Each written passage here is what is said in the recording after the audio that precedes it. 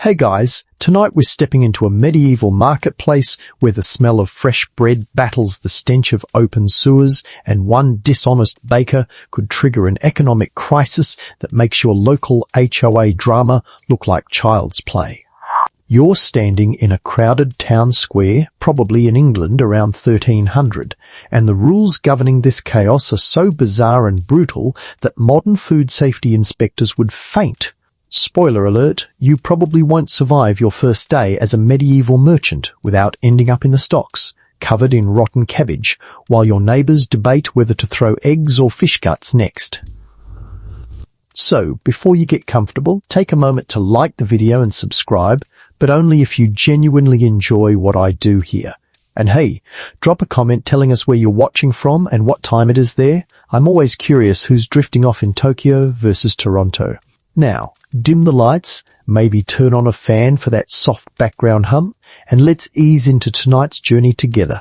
You're weaving through a medieval market, and the first thing that hits you isn't the colourful awnings or the wooden stall sets, the noise.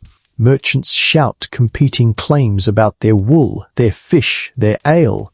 A woman haggles over the price of a chicken, while two guild inspectors in official tunics examine a suspicious-looking leather saddle. Somewhere behind you, a baker's apprentice sprints past carrying a basket of steaming loaves, trying to beat the morning rush before his master gets fined for late delivery. This isn't just commerce.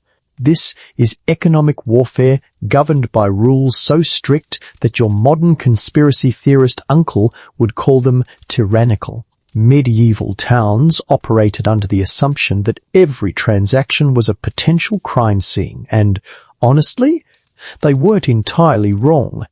When your entire city's food supply depends on a few dozen bakers, butchers and brewers, one bad actor could literally poison the well metaphorically, and sometimes literally. The marketplace operates under something historians call the moral economy, which sounds nice until you realize it means every price, every weight, every quality standard is dictated not by supply and demand, but by town councils, guilds, and occasionally the king himself. You can't just sell bread for whatever price you want. You can't buy grain before it reaches the market. You definitely can't water down your ale and hope nobody notices. Because, and this is real, there's an official inspector whose entire job involves sitting in your beer. Walk past the bread stall and you'll notice something odd. Every loaf looks almost identical. That's not because medieval bakers were perfectionists. It's because they're terrified. The size of bread, a regulation dating back to 1266, dictates exactly how much a loaf must weigh based on the current price of grain. If wheat is expensive this month, your loaf gets smaller. If it's cheap, the loaf gets bigger. But here's the kicker. The weight has to be precise. Not approximately precise. Not close enough for medieval standards. Precise. And the penalties? Let's just say medieval authorities believed in creative justice. A baker caught selling underweight bread might face fines, sure, but he might also take a ride through town on the tumble cart. Think of it as a medieval Uber of shame, except instead of a low star rating, you get pelted with garbage while your neighbours laugh. Some towns kept elaborate punishment records, and historians still argue whether these public humiliations were genuinely about justice or just medieval reality, TV. You drift over to the ale stall because you need something to wash down this anxiety. The woman selling it eyes you carefully, knowing that her product isn't just being judged by thirsty customers. Somewhere in this market, probably lurking near the tavern, is an alaconaries, that's the actual job title, who will literally pour her ale on a wooden bench, sit in it wearing leather breeches, and judge its quality based on whether he sticks to the seat when he stands up. Good ale supposedly doesn't make you sticky. Bad ale, watered down with too much liquid and not enough fermented grain, creates a tacky residue. This is real. This is how they regulated medieval beverage quality. Your sommelier certification looks absolutely adorable in comparison. The market isn't just about food, though. You pass a cloth merchant whose woolen fabric is stamped with an official seal proof that guild inspectors have measured it and approved the quality. Next to him, a cobbler displays shoes that bear another stamp. Everything legitimate in this market carries some mark of official approval, turning commerce into a bureaucratic obstacle course. Historians debate whether this system protected consumers or simply created opportunities for corruption, since inspectors could be bribed and rival merchants could weaponize regulations against competitors. But here's what makes medieval market rules genuinely fascinating. They worked, kind of. Not perfectly.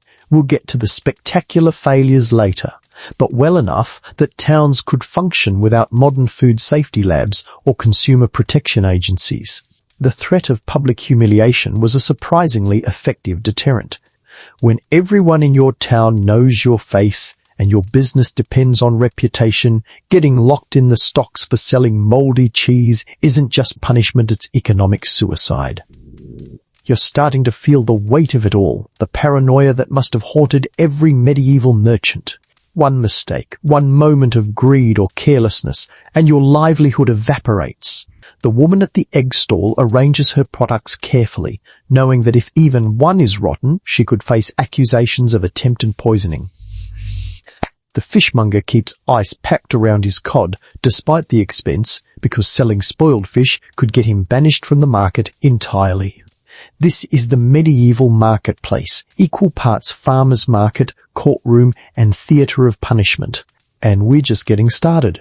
The baker's stall looms ahead, and you can smell the fresh rye and wheat loaves before you see them. The baker himself lets call him Thomas stands behind his counter with the expression of a man defusing a bomb, because in a very real sense, that's exactly what he's doing every single day.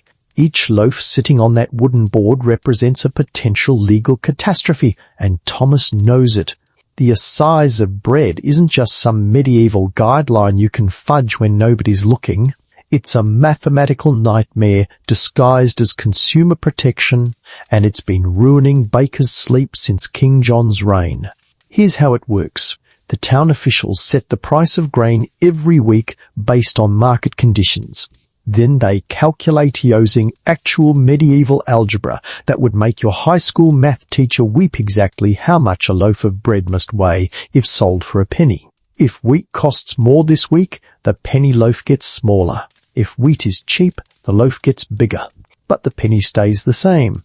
You're watching Thomas arrange his loaves, and you notice something peculiar. There are 13 of them in each customer's dozen. That's not medieval generosity, it's insurance. Bakers figured out pretty quickly that if you accidentally sell an underweight loaf, you're facing fines that could bankrupt you. So they started throwing in an extra loaf per dozen as a buffer, creating what we now call a baker's dozen. Historians still argue whether this practice was universal or just common in certain regions, but the principle was sound. Better to give away a little profit than risk the wrath of the bread inspectors. And yes, there were bread inspectors, multiple ones. They'd show up unannounced with official weights, compare your loaves to the legal standard, and if you came up short even by a few crumbs, you were in trouble. The first offence might cost you a fine. The second offence could mean confiscation of all your bread. The third offence? Welcome to the pillory, my friend, where you'll spend several hours locked in wooden restraints while your neighbours express their culinary disappointment via strategic vegetable throws. Thomas tells you, in a low voice, about a baker in the next town who got caught selling light loaves 3 times last year.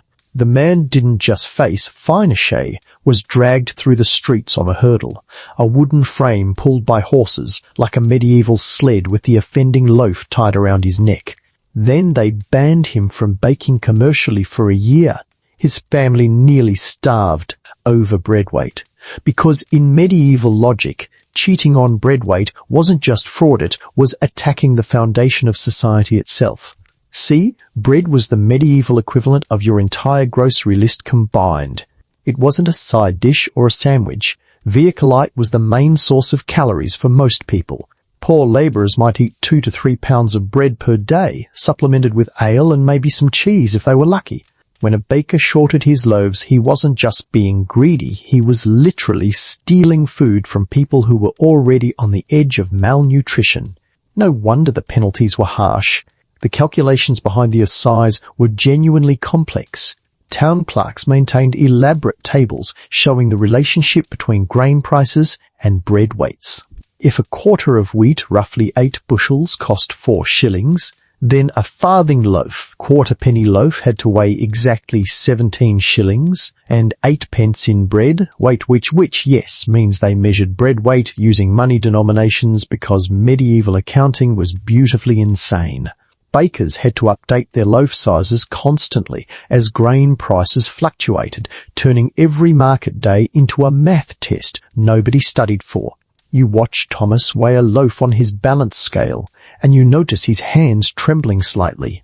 This isn't paranoia, this is rational fear.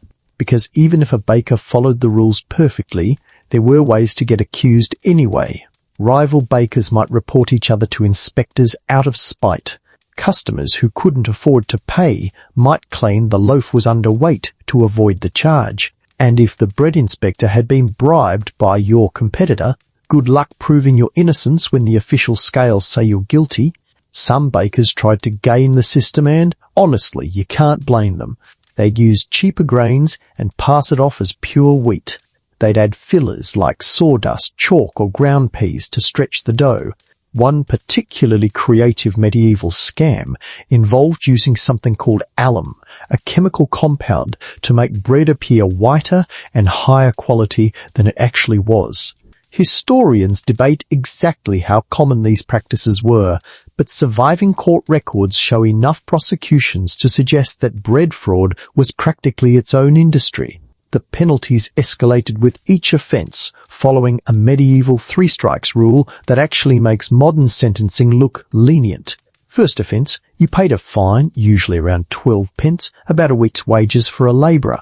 Second offence, the fine doubled, and you might face the pillory for a few hours.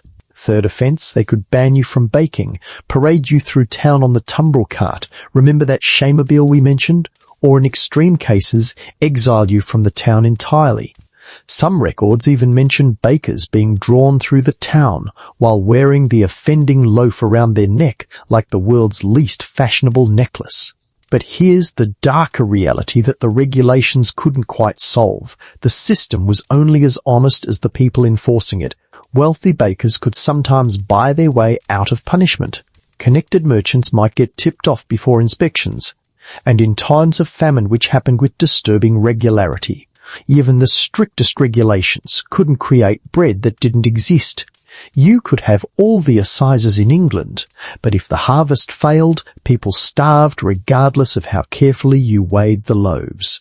Thomas packages your bread with the careful attention of someone who knows that tomorrow, next week, or next month an inspector might decide his luck has run out. The assize of bread was meant to create fairness, to protect the poor from exploitation, to ensure that something as fundamental as bread remained affordable and honest. And in its medieval way, it worked until it didn't, until the whole system of moral economy started cracking under the pressure of population growth, plague, and the slow creep of market capitalism. But we're getting ahead of ourselves. First, we need to talk about ale. You turn from Thomas's bread stall toward the tavern at the edge of the market square, where wooden barrels are stacked like medieval Jenga and the smell of fermenting grain hangs thick in the air. Ale isn't optional in medieval life. It's as essential as bread, maybe more so, because the water in most towns will absolutely wreck your digestive system. So everyone drinks ale. Children, adults, monks, nuns, even your judgmental aunt who claims she never touches the stuff. And just like bread, ale is regulated with an obsessiveness that borders on comedic, except the enforcement method involves a grown man sitting in a puddle of beer while wearing leather pants. Meet the Elecommer, perhaps the most bizarrely specific job title in medieval bureaucracy. In many English towns, these officials, sometimes called alatasters, were elected or appointed to inspect the quality of ale being sold. Their job was to protect consumers from watered down, spoiled, or otherwise substandard brews that could make you sick or just angry that you wasted your pennies. And their primary testing method? The sticky test. Yes, that's the actual technical term historians use, because medieval people apparently had no shame about their quality control procedures. Here's how it worked. The Alekoner would enter a tavern or alehouse, request a sample, and pour it onto a wooden bench. Then he'd sit in the puddle while wearing leather breeches, chat with the brewster. Usually a woman brewing was predominantly female labour, and conduct his official business for a predetermined amount of time, usually around 30 minutes. When he stood up, the condition of his pants told the story. If the ale was good, properly fermented with the right balance of grain sugars, he'd stand up smoothly with maybe a slight dampness. If the ale was watered down or poorly made, the residue would be sticky or tacky, and his breeches would cling to the bench. You're watching this play out right now, and yes, it looks exactly as ridiculous as it sounds. The Alekoner, a middle-aged man named Roger, who takes his job way too seriously, has just settled onto the bench with the gravitas of a judge pronouncing sentence. The brewster, a sharp-eyed woman named Agnes, stands nearby with her arms crossed, radiating the confidence of someone who knows her product is solid. This isn't her first rodeo, and her ale has passed the sticky test for 15 years running. Historians still argue whether the sticky test was actually scientifically valid or just medieval superstition with official backing. Some scholars claim that sugary, poorly fermented ale really would leave a tackier residue than properly brewed stuff. Others point out that the test was so subjective that it basically came down to whether the Alekoner liked you personally. Either way, the practice was real and widespread, recorded in town charters, court documents, and even poetry, because medieval people loved writing poems about bureaucratic procedures apparently. The penalties for failing the test weren't quite as brutal as those for bread fraud, but they could still ruin you. First offence might mean a fine of a few shillings and a warning. Repeated offences could get you banned from brewing commercially, which for many households, especially widows who supported themselves through ale production, meant economic disaster. In some towns, bad brewers faced the pillory, though this was less common than with bakers because, let's be honest, nobody wants to waste good anger on bad beer when there's corrupt grain merchants to yell at. Ale production was serious business because everyone drank it constantly. We're not talking about modern craft IPA situations. Heremdeval ale was weak, around 2 to 3% alcohol, similar to a light beer today. People drank it for breakfast, lunch, dinner, and as a between-meals snack. A typical labourer might consume a gallon per day, while wealthier folks drank even more because they could afford the better stuff. The alternative was water from rivers that doubled as open sewers and trash dumps, so ale's mild antibacterial properties from the fermentation process made it the safer choice. Women dominated brewing because it was considered an extension of household duties, like baking bread or spinning wool. Most ale was produced in small batches by brewsters or alewives who sold directly from their homes. You'd know someone was selling fresh ale when they hung an ale stake, basically a pole with a bush or branch tied to it outside their door. This was medieval advertising. Bush on a stick equals fresh booze available now. Some historians love pointing out that this is where the phrase "good wine needs no bush" comes from, though others dispute the etymology because medieval scholars enjoy arguing about everything. Agnes's ale passes the test. Roger stands up smoothly, inspects his breeches with professional seriousness, and nods approval. She'll tie the ale stake outside her door tomorrow, and customers will line up with their own containers to buy her brew by the quart or gallon. But not every brewster is so lucky. In the next street over, you hear shouting as another Alekoner has apparently found a batch that failed spectacularly. The poor woman whose ale it was is arguing loudly that the bench was already sticky from someone's spilled honey, but nobody's buying that excuse. The regulation of ale went beyond just the sticky test, though. Authorities also controlled pricing through the assize of ale, which worked similarly to the bread assize. Town officials would set maximum prices based on grain costs, and brewsters weren't allowed to charge more than the legal rate. The quality was supposed to justify the price. Stronger, clearer ale could command a higher price than weak, murky stuff, but the ultimate price ceiling was non-negotiable. Violate it and you'd face fines or worse.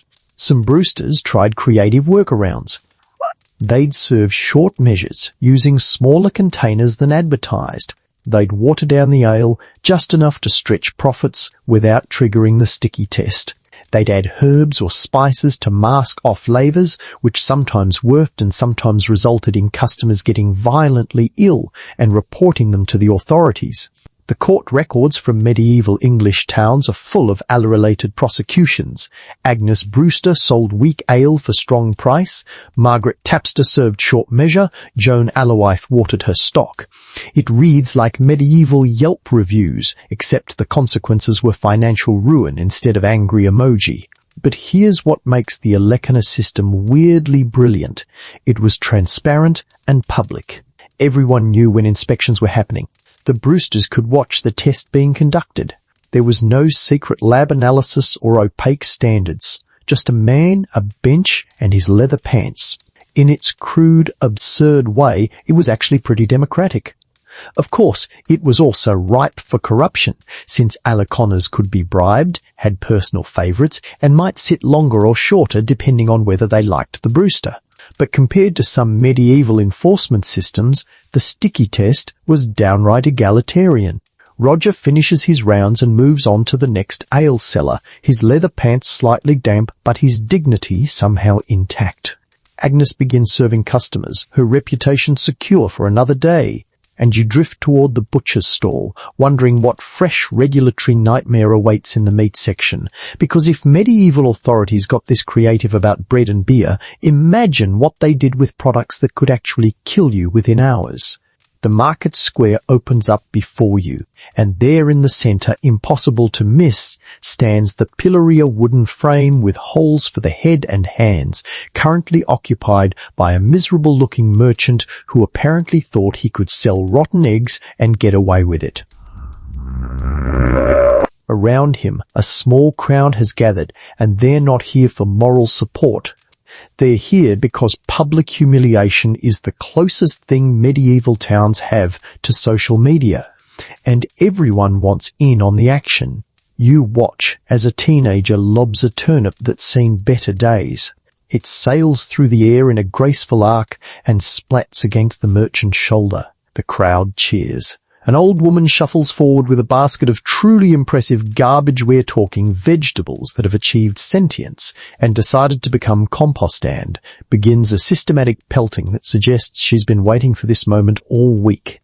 The merchant can't duck, can't dodge, can't even raise his hands to protect his face, because that's the entire point of the pillory. You're completely defenseless while your neighbours express their consumer dissatisfaction in vegetable form. The pillory and stocks were medieval society's favourite punishment for economic crimes, and they served multiple purposes simultaneously. First, they were painful standing bent over with your head and hands locked in wooden holes for hours. Wasn't comfortable, especially when the weather was hot or cold or, God forbid, rainy. Second, they were humiliating. Everyone you knew would see you there, remember it, and probably bring it up at family gatherings for the next decade. Third, they were economically devastating. Your business reputation was essentially destroyed, because who wants to buy from someone who's been publicly certified as a cheater? But the real genius of the system was the community participation aspect. This wasn't punishment handed down from some distant authority figure and carried out by faceless officials. This was your neighbours, the people you saw every market day, personally expressing their feelings about your fraudulent butter or watered-down wine, and they expressed those feelings with whatever rotten produce, dead animals, mud, excrement, or other projectiles they could find. Historians debate whether this violent community involvement created social cohesion or just gave people an outlet for their everyday frustrations, but either way, it was horrifyingly effective. The pillory where you're bent over with head and hands locked was different from the stocks, where you sat with just your feet secured. The stocks were considered the gentler punishment, suitable for minor offences like being drunk and disorderly or shortchanging customers by a few pennies. The pillory was reserved for more serious fraud, selling diseased meat, using false weights, counterfeiting coins, or generally being a merchant who thought rules were optional. Some towns had both devices side by side in the market square, a graduated scale of shame on permanent display. The merchant in front of you, let's call him Richard, because every third medieval man was named Richard, committed the cardinal sin of selling eggs he knew were rotten. Not just old or questionable, but actively decomposed, the kind that explode when you crack them open and smell like Satan's breakfast. Someone bought a dozen, got home, and discovered the horror. They reported him to the market officials, who investigated, found his entire remaining stock was similarly foul, and sentenced him to 3 hours in the pillory plus confiscation of all his goods. And here's where it gets darker. Those 3 hours could genuinely kill you. Not from the vegetable barrage, though. A well-aimed cabbage to the head could definitely give you a concussion, but from the crowd itself. When people got too enthusiastic, when the throwing escalated from rotten produce to rocks or bricks, when mob mentality took over, pilloried criminals sometimes died. The records are full of cases where punishment in the pillory led to accidental death, and authorities generally shrugged it off as an unfortunate but understandable outcome of justice. Historians still argue whether these deaths were truly accidents or tacitly approved executions by public opinion. Richard is discovering this reality right now. What started as rotten vegetables has escalated to mud clods, and someone in the back is asking if anyone has stones. A market official steps in not to stop the punishment, but to remind everyone that killing the merchant would deprive his family of their breadwinner and create a whole administrative headache. The crowd grumbles but complies, switching back to softer projectiles. Richard looks like he's contemplating every life choice that led him to this moment. The psychological impact of pillory punishment extended far beyond the physical experience. You were marked, literally and figuratively. Some towns required pilloried criminals to stand there with a sign explaining their crime. This man sold false measures, or this woman watered her ale. Your offence became public knowledge, permanently attached to your reputation. Even after you were released, cleaned up, and went home, everyone remembered.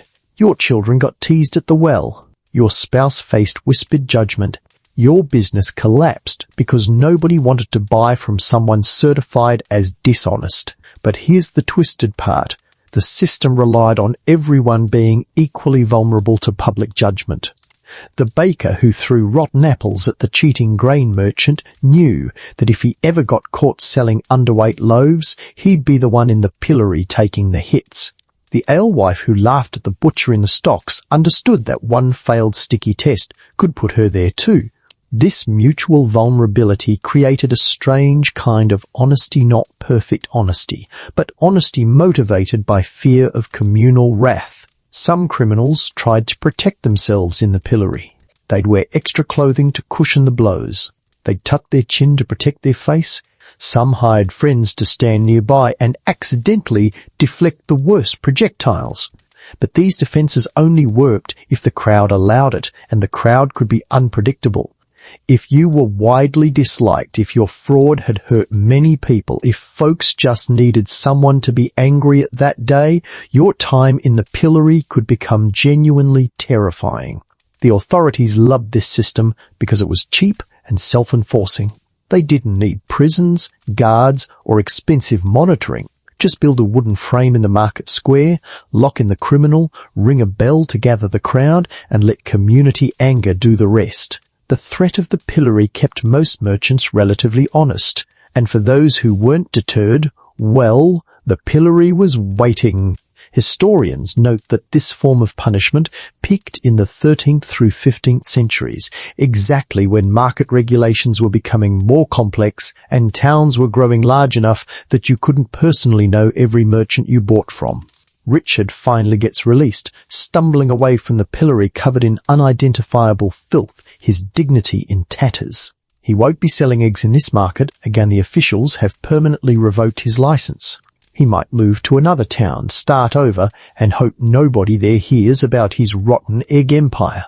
Or he might give up on market trading entirely and find some other way to make a living, assuming his family doesn't disown him first.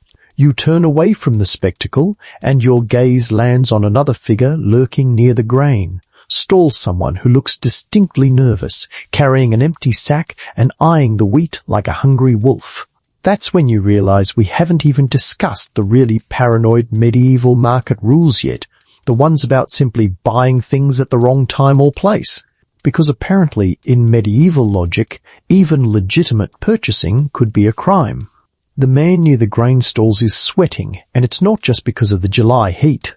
He keeps glancing toward the road that leads into town, watching for the farmers' carts that will arrive any minute with their wheat harvest. He's got coins jingling in his purse and a plan forming in his mind.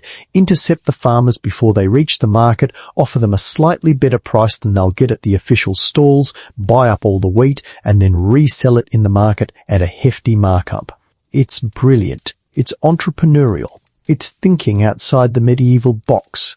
It's also called forestalling, and it's one of the most serious economic crimes you can commit in a medieval town. The man is about to become a criminal, and he doesn't even realize it yet. Forestalling the market, as the legal documents called it, was the practice of intercepting goods before they reached their intended marketplace and buying them up to resell at higher prices. Sounds like basic commodity trading, right? Like something you'd learn in Business 101? Well, medieval authorities considered it economic treason, a conspiracy against the common good and a direct attack on God's intended order of commerce. And they punished it accordingly, which meant fines, confiscation, pillory time, and in extreme cases, banishment from the town entirely. The logic behind banning forestalling made perfect sense in medieval economic thinking, even if it sounds insane to modern ears. Markets were supposed to be open, transparent, and accessible to everyone. When farmers brought their grain to town, poor people and rich people were supposed to have equal opportunity to buy it at fair prices. But if some enterprising middleman, a sweaty friend near the grain stalls, intercepted the goods before they reached the market, he could create an artificial monopoly. He'd control the supply, jack up the prices, and ordinary people would starve while he got rich. This violated the entire concept of the moral economy that supposedly governed medieval commerce. You watch as a market official spots our would-be forestaller and starts walking in his direction with the slow, purposeful stride of someone who's done this before. The nervous man notices, tries to look casual, fails completely, and suddenly finds an urgent reason to examine some completely uninteresting turnips on the other side of the square. Crisis temporarily averted, but you get the sense this drama isn't over. Forestalling wasn't just about grain, though that was the most serious version because grain meant bread and bread meant survival. You could forestall anything: fish, wool, wine, livestock, even firewood. The rule was simple. Goods had to reach the official market and be displayed for sale for a certain period, usually until after morning mass, around 9 or 10 a.m., before anyone could buy them. This gave everyone in town a fair shot at purchasing necessities at regular prices. Buy before that time, especially if you bought outside the town limits. Congratulations, you're a forestaller, and the authorities are about to make an example of you. The penalties escalated based on how flagrant the crime was. If you forestalled a few chickens, you might face a fine and confiscation of the goods. If you forestalled an entire cartload of grain during a year when harvests were poor and people were already hungry, that could mean the pillory, public beating, and permanent exclusion from market trading. Some town charters specified that proven forestallers should have their goods distributed to the poor as a form of poetic justice. You tried to rob the community so the community gets your stuff for free. Historians still argue about how effectively these laws were enforced, with some suggesting that wealthy merchants routinely violated forestalling rules and paid off officials to look the other way, while others maintained that the threat of punishment kept most people honest most of the time. The truth, as usual, probably lives somewhere in the middle. Enforcement was spotty. Corruption existed, but enough people got caught and punished that the fear remained real. Our nervous friend has circled back toward the grain area, apparently unable to resist the siren song of potential profit. This time, he's trying a subtler approach, casually asking a farmer who's just arriving whether he'd like to save himself the trouble of setting up a stall by selling his wheat right now, right here, no questions asked. The farmer who's been doing this for 30 years and knows exactly what game is being played tells him to get lost in words that would make a monk blush. Forestalling wasn't just illegal, it was also socially despised, seen as greedy and dishonourable behaviour that put individual profit above community welfare. But here's where the medieval mind gets really paranoid. They also banned something called regrating, which was buying goods in the market and then reselling them in the same market for a higher price. Not next week, not in another town, literally buying something at one stall and walking it 20 feet to resell at markup. This is such a specific prohibition that it suggests people were actually doing it, which raises fascinating questions about medieval arbitrage strategies. Imagine the sheer audacity of buying a chicken, turning around and trying to sell that exact same chicken to someone else 3 minutes later for an extra penny. The ban on forestalling created some truly absurd situations. What if you were genuinely just a friend helping a farmer bring his goods to market and happened to buy some along the way? What if you were a baker who needed to purchase grain as soon as possible to start baking? What if you lived on the road into town and the farmer knocked on your door asking if you wanted to buy, were you required to say no just because it wasn't market day yet? The regulations tried to address these scenarios with exceptions and clarifications, but enforcement remained wildly inconsistent. You could get away with it for years, or you could get caught on your first attempt and lose everything. Some towns employed special officials whose entire job was detecting and preventing forestalling. They'd patrol the roads into town, watching for suspicious interactions between merchants and incoming sellers. They'd question farmers about whether anyone had approached them with early offers. They'd stake out popular intersection points, bridges, crossroads, town gates looking for deals going down before market hours. It was medieval economic surveillance, complete with informants, stings, and the occasional case of mistaken identity where some innocent traveller got accused of forestalling when they were just asking directions. The theological justification for all this was that God intended markets to be places of fair exchange, where the rich and poor met on equal ground under the watchful eye of the community and the church. Forestalling subverted God's plan by creating secret transactions, hidden profits, and unfair advantages. Merchants who forestalled weren't just breaking town laws, they were sinning against the divine order of commerce.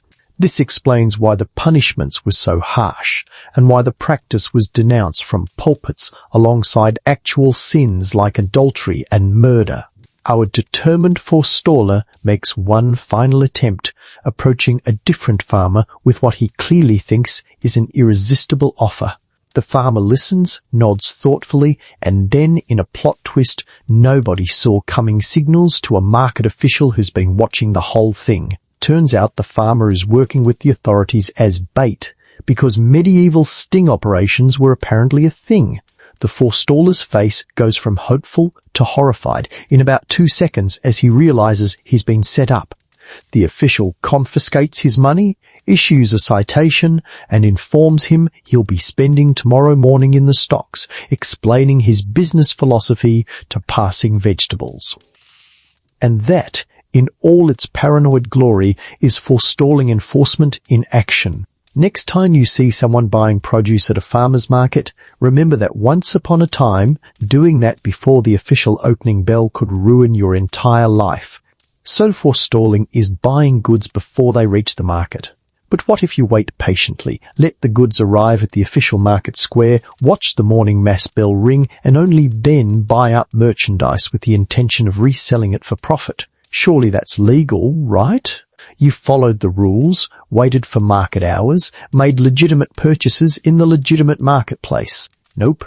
That's regrating, and medieval authorities hated it almost as much as forestalling, possibly more, because at least forestallers had the decency to commit their economic crimes outside of town limits where you couldn't see them doing it. Regraters operated right in the open, buying and reselling in the same market on the same day, sometimes at the same hour, with such brazen confidence that it made officials' blood pressure spike to dangerous levels. You're watching this happen right now, and it's almost impressive in its audacity. A woman named Marjorie has just purchased a basket of apples from a farmer's stall-perfectly legal transaction, witnessed by everyone, no problems whatsoever. She pays her coins, takes the apples, thanks the farmer politely. Then she walks exactly 30 feet to the left, sets up her own impromptu stall using an overturned crate, and starts selling those exact same apples for twice what she just paid. Same apples, same market, same hour, different price. The farmer whose apples they were originally looks like he's about to have an aneurysm. Other merchants are whispering and pointing. A market official is already striding toward Marjorie with the kind of purposeful anger that suggests this isn't her first regrating offence. And Marjorie? She's selling those apples like her life depends on it, trying to unload as many as possible before the regulatory hammer falls. Regrating was defined in medieval law as purchasing goods in a market and then reselling them in the same market for a higher price without adding any value through processing or transportation. It was considered parasitic commerce. You weren't creating anything, weren't transporting anything, weren't improving anything, just inserting yourself as a middleman to extract profit from other people's labour. The medieval economy viewed this as fundamentally immoral, a violation of the principle that profit should come from honest work rather than market manipulation. The prohibition against regrating shows up in town charters, royal proclamations, and guild regulations all across medieval Europe, with remarkably consistent language suggesting that authorities everywhere agreed this was a problem. A 1266 law under King Henry III specifically banned regraters, along with forestallers and engrossers. We'll get to those people later, lumping them together as a trio of market criminals who deserved punishment and public scorn. Historians debate whether regrating was actually common enough to justify all this legal attention, or whether authorities were just being preemptively paranoid about potential market abuses. Marjorie manages to sell about half her regrated apples before the official reaches her, which honestly is better than you expected. He confiscates the remaining fruit, issues her a fine that's probably equal to about a week's income, and delivers a lecture about honest commerce that attracts a small crowd of amused onlookers. Marjorie argues that she improved the apples by sorting out the bruised ones and arranging them more attractively, which is technically true, but also completely irrelevant to the law. The official is unimpressed. The confiscated apples will be given to the local monastery or distributed to the poor, ensuring that Marjorie's profit margin on this venture hovers somewhere around catastrophic loss. But here's where regrating gets philosophically weird. Where exactly was the line between legitimate trading and illegal resale? What if you bought apples, carried them to the other side of the marketer, genuine effort that added labour value, and then sold them? Still regrating? What if you bought them in the morning and sold them in the afternoon? What if you bought from multiple sellers, combined the goods, and resold them as a single lot? Medieval courts wrestled with these questions constantly, creating an ever-expanding body of case law that somehow made regrating rules both more specific and more confusing simultaneously. Some merchants tried creative interpretations of the regulations. They'd buy goods, take them home for an hour, then bring them back to market claiming they'd been stored and thus transformed into different goods. They'd purchase items late in the day when sellers were desperate to unload remaining stock at discount prices, then return the next market day to resell at normal rates, technically different days but clearly the same scheme. They'd involve family members as intermediaries to obscure the direct buy and resell chain. Medieval authorities responded with increasingly elaborate rules, trying to close these loopholes, creating a regulatory arms race between regraters and regulators.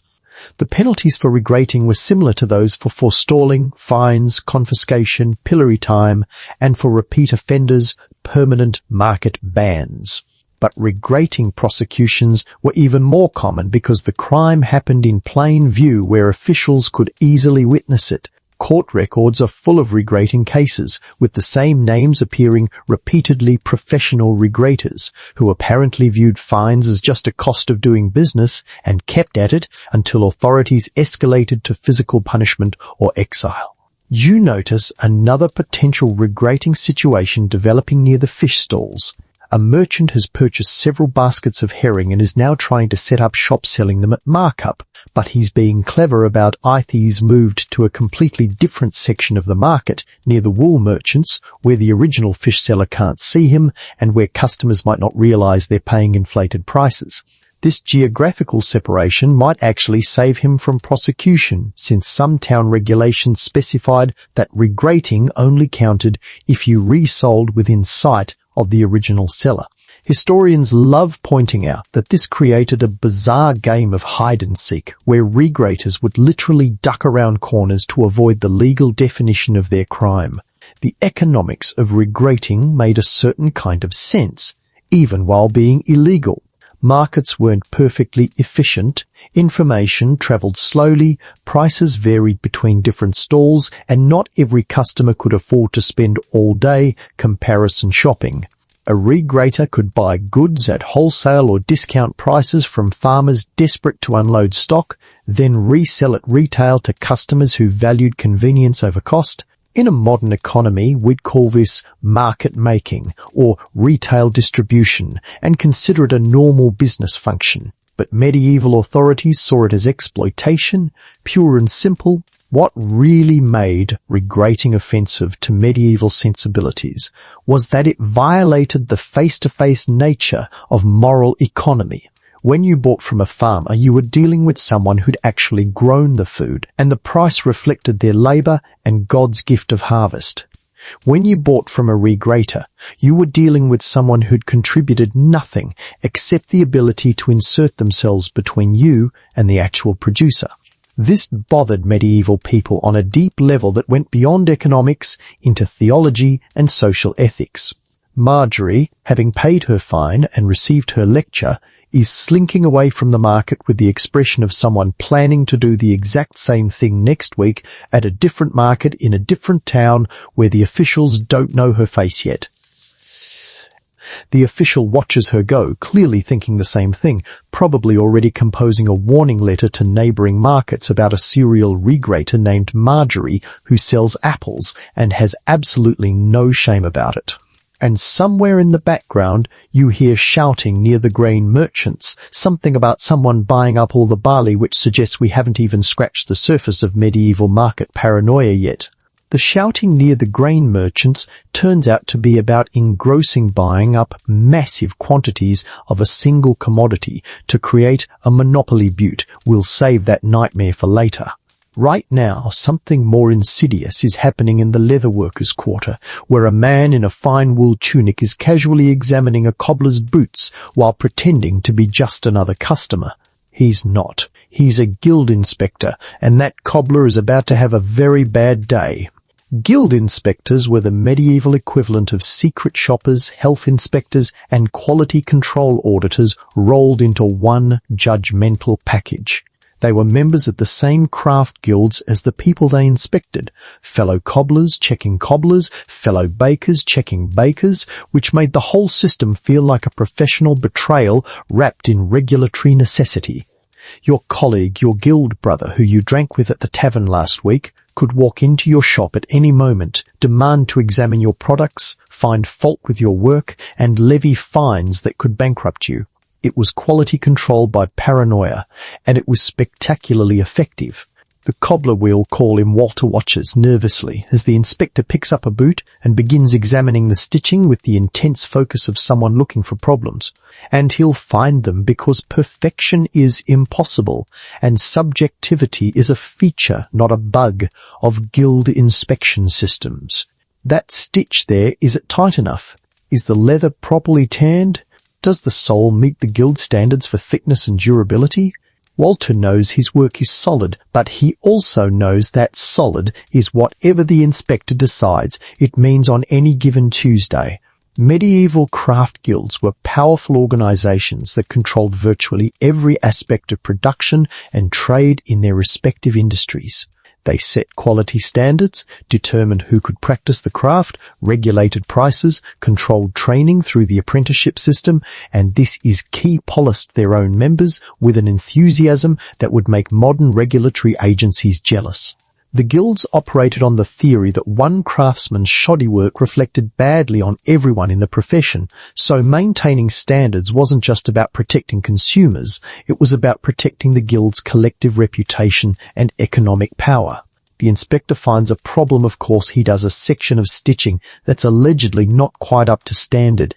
Walter argues it's perfectly fine, points out that he's been making boots for 20 years and nobody's ever complained, suggests maybe the inspector needs his eyes checked. The inspector is unmoved. He confiscates the offending boot, issues a fine of 12 pence, and warns Walter that if he's found violating standards again, the guild will revoke his license to work. Walter can appeal this decision to the guildmaster, but that process takes weeks, costs money, and historically sides with inspectors about 70% of the time.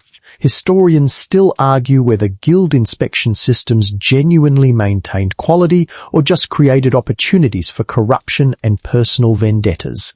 Some scholars point to medieval products that survived to the present day tools, manuscripts, textiles as evidence that guild standards worked. Others note that inspection records are full of what look like suspiciously petty violations, suggesting inspectors were either impossibly strict or using quality control as a weapon against competitors and personal enemies. The sneaky brilliance of using guild members as inspectors was that they actually understood the craft. A random town official wouldn't know good leather from mediocre leather, couldn't tell if stitching was properly done, couldn't judge whether a dye job met professional standards, but a fellow cobbler? He knew every shortcut, every corner you could cut, every way to make a boot look good on the shelf while falling apart after a month of wear. This made inspection theoretically more accurate, but also more dangerous, because inspectors could cite obscure technical violations that only experts would recognize. Different guilds had different inspection frequencies and procedures. Some guilds required quarterly inspections of every member's workshop and inventory. Others did random spot checks when members least expected them. Some appointed dedicated inspectors who served year-long terms. Others rotated inspection duties among senior masters, ensuring that everyone took turns being the bad guy. The variety suggests that even medieval people couldn't agree on the best way to regulate quality, so they just tried everything and hoped something worked. You drift over to the weavers' district, where another inspection is underway, this one involving a woman named Alice, who produces woolen cloth. The guild inspector, a stern older woman who's been weaving since before Alice was born, measuring Alice's fabric with a marked rod, checking that the width and length match guild standards. Medieval textiles were supposed to conform to specific dimensions so that buyers knew exactly what they were getting. A broadcloth had to be a certain width, woven with a certain number of threads per inch, fulled and finished to particular specifications. Deviate from these standards and you weren't selling broadcloth. You were selling inferior knockoffs and damaging the guild's reputation in the process. Alice's cloth passes the measurement test, but then the inspector starts examining the weave itself, running her fingers over the fabric, holding it up to the light, checking for flaws. She finds a few small irregularities that might be normal variation or might be evidence of rushed, careless work. The inspector marks them with chalk, makes notes on a wax tablet, and informs Alice she'll be receiving a warning. Not a fine this time, but a warning that goes into the guild records and counts against her if there are future violations. 3 warnings in a year could trigger mandatory retraining or even temporary suspension from guild membership. The psychological impact of constant inspection was probably the real enforcement mechanism. You never knew when an inspector might show up. That batch of candles you made last Tuesday using slightly cheaper wax to save money. An inspector could examine them next week and bust you. That shortcut you took on a leather belt because the customer seemed like he wouldn't notice. Guild inspectors notice everything.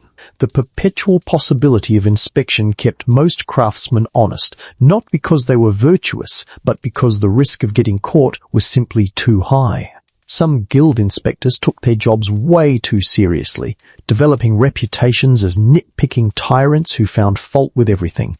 Others were more lenient, focusing on obviously substandard work while giving members the benefit of the doubt on marginal cases. And some were corrupt, accepting bribes to overlook violations or weaponizing their authority against craftsmen they personally disliked. The system was only as good as the people running it, which meant it varied wildly from guild to guild, town to town, year to year. The guild inspection system also created interesting power dynamics. Senior masters who'd served as inspectors themselves tended to produce work that was beyond reproach, partly because they knew exactly what inspectors looked for, and partly because criticizing a former inspector's work was politically dangerous.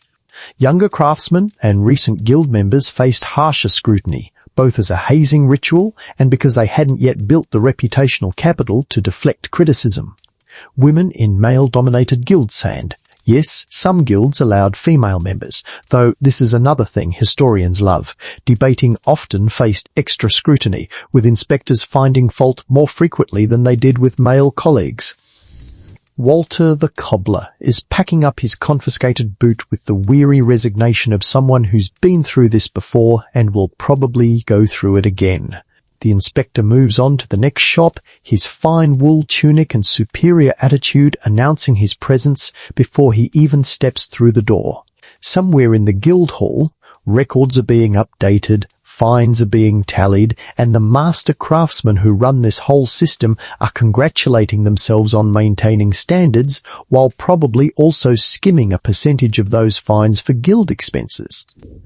But all this internal policing would mean nothing if the products themselves didn't carry proof of guild approval, which is why we need to talk about stamps, seals, and the medieval obsession with marking everything. Every legitimate product in this medieval market carries a marker stamp, a seal, a brand, some physical evidence that it passed inspection and meets guild standards. You're surrounded by bureaucracy made visible. Tiny symbols pressed into wax, burned into leather, woven into fabric, carved into wood. It's quality control theatre, a visual language that says, this item won't kill you and the person who made it is probably not a fraud, which in medieval terms counts as a strong endorsement. The stamping obsession started, sensibly enough. How do you prove that a piece of cloth meets guild standards when the buyer wasn't there during inspection? Simple. You stamp it with an official guild mark. How do you show that bread was baked by a licensed baker rather than some random person with an oven? Stamp it. How do you demonstrate that pewter vessels contain the proper ratio of tin to lead? You guessed it, stamp the hell out of them. What began as practical authentication evolved into an elaborate system where virtually everything for sale bore some kind of official marking, turning medieval commerce into a massive game of spot the counterfeit seal. You're examining a leather belt at a stall, and sure enough, there's a small stamp pressed into the backer symbol showing it passed the Leatherworkers Guild inspection. The craftsman sees you looking and immediately launches into an explanation you didn't ask for about how that mark proves the leather was properly tanned, the stitching meets standards, and he's a legitimate guild member in good standing.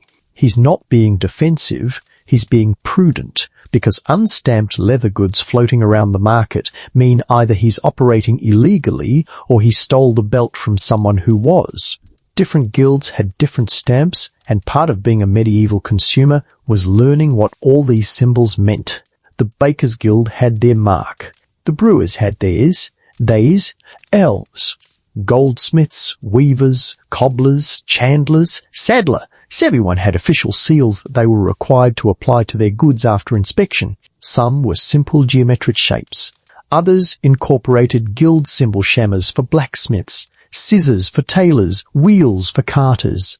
The really fancy guilds had elaborate heraldic devices that looked impressive but were absolutely impossible to remember unless you bought from them constantly. The stamps themselves were serious business, physical objects kept under guard because they represented official authority. Guild stamps were usually held by the guildmaster or the designated inspectors, stored in locked boxes and accounted for with the kind of paranoia normally reserved for actual treasure. If a guild stamp went missing, it could be used to mark substandard goods as legitimate, flooding the market with approved garbage and destroying the guild's reputation. Some guilds required 2 officials to be present whenever the stamp was used, one to apply it and one to witness, creating a buddy system for bureaucracy. You watch a blacksmith near the edge of the market finishing a set of horseshoes. Once he's satisfied with the work, he heats his guild stamp in the forge until it's red hot, then presses it into the metal, leaving a raised mark that proves these horseshoes met guild standards. The stamp makes a satisfying hiss, and the smith examines his handiwork with professional pride. Those marked horseshoes will sell for full guild prices. Unmarked ones, those are assumed to be inferior or illegal, sold at discount to customers desperate enough to take the risk. Textile stamping was especially elaborate because cloth came in so many varieties and qualities. A piece of broadcloth might carry multiple stamp zones showing it met the legal dimensions, another indicating the wool quality, a third proving the dye was colour-fast and properly applied. Historians love examining surviving medieval textiles partly because these stamp marks tell entire stories about production, regulation and trade networks. That fancy Italian silk in the London market? The stamps prove it travelled through Venice, passed inspection in Bruges, and met English import standards before ending up in someone's wardrobe. The penalties for stamping fraud were severe because it attacked the entire system of trust that made markets function. Get caught applying a guild stamp without authorization? That's confiscation of goods, massive fines, and possible criminal charges. Create a counterfeit stamp? That's approaching treason territory, undermining civic order and defrauding the public. Some towns prescribed physical mutilation for stamp counterfeiters cutting off hands or ears, though historians still argue about whether these extreme penalties were actually carried out or just legal deterrents that looked scary on parchment. But here's where the system gets wonderfully bureaucratic: stamp records.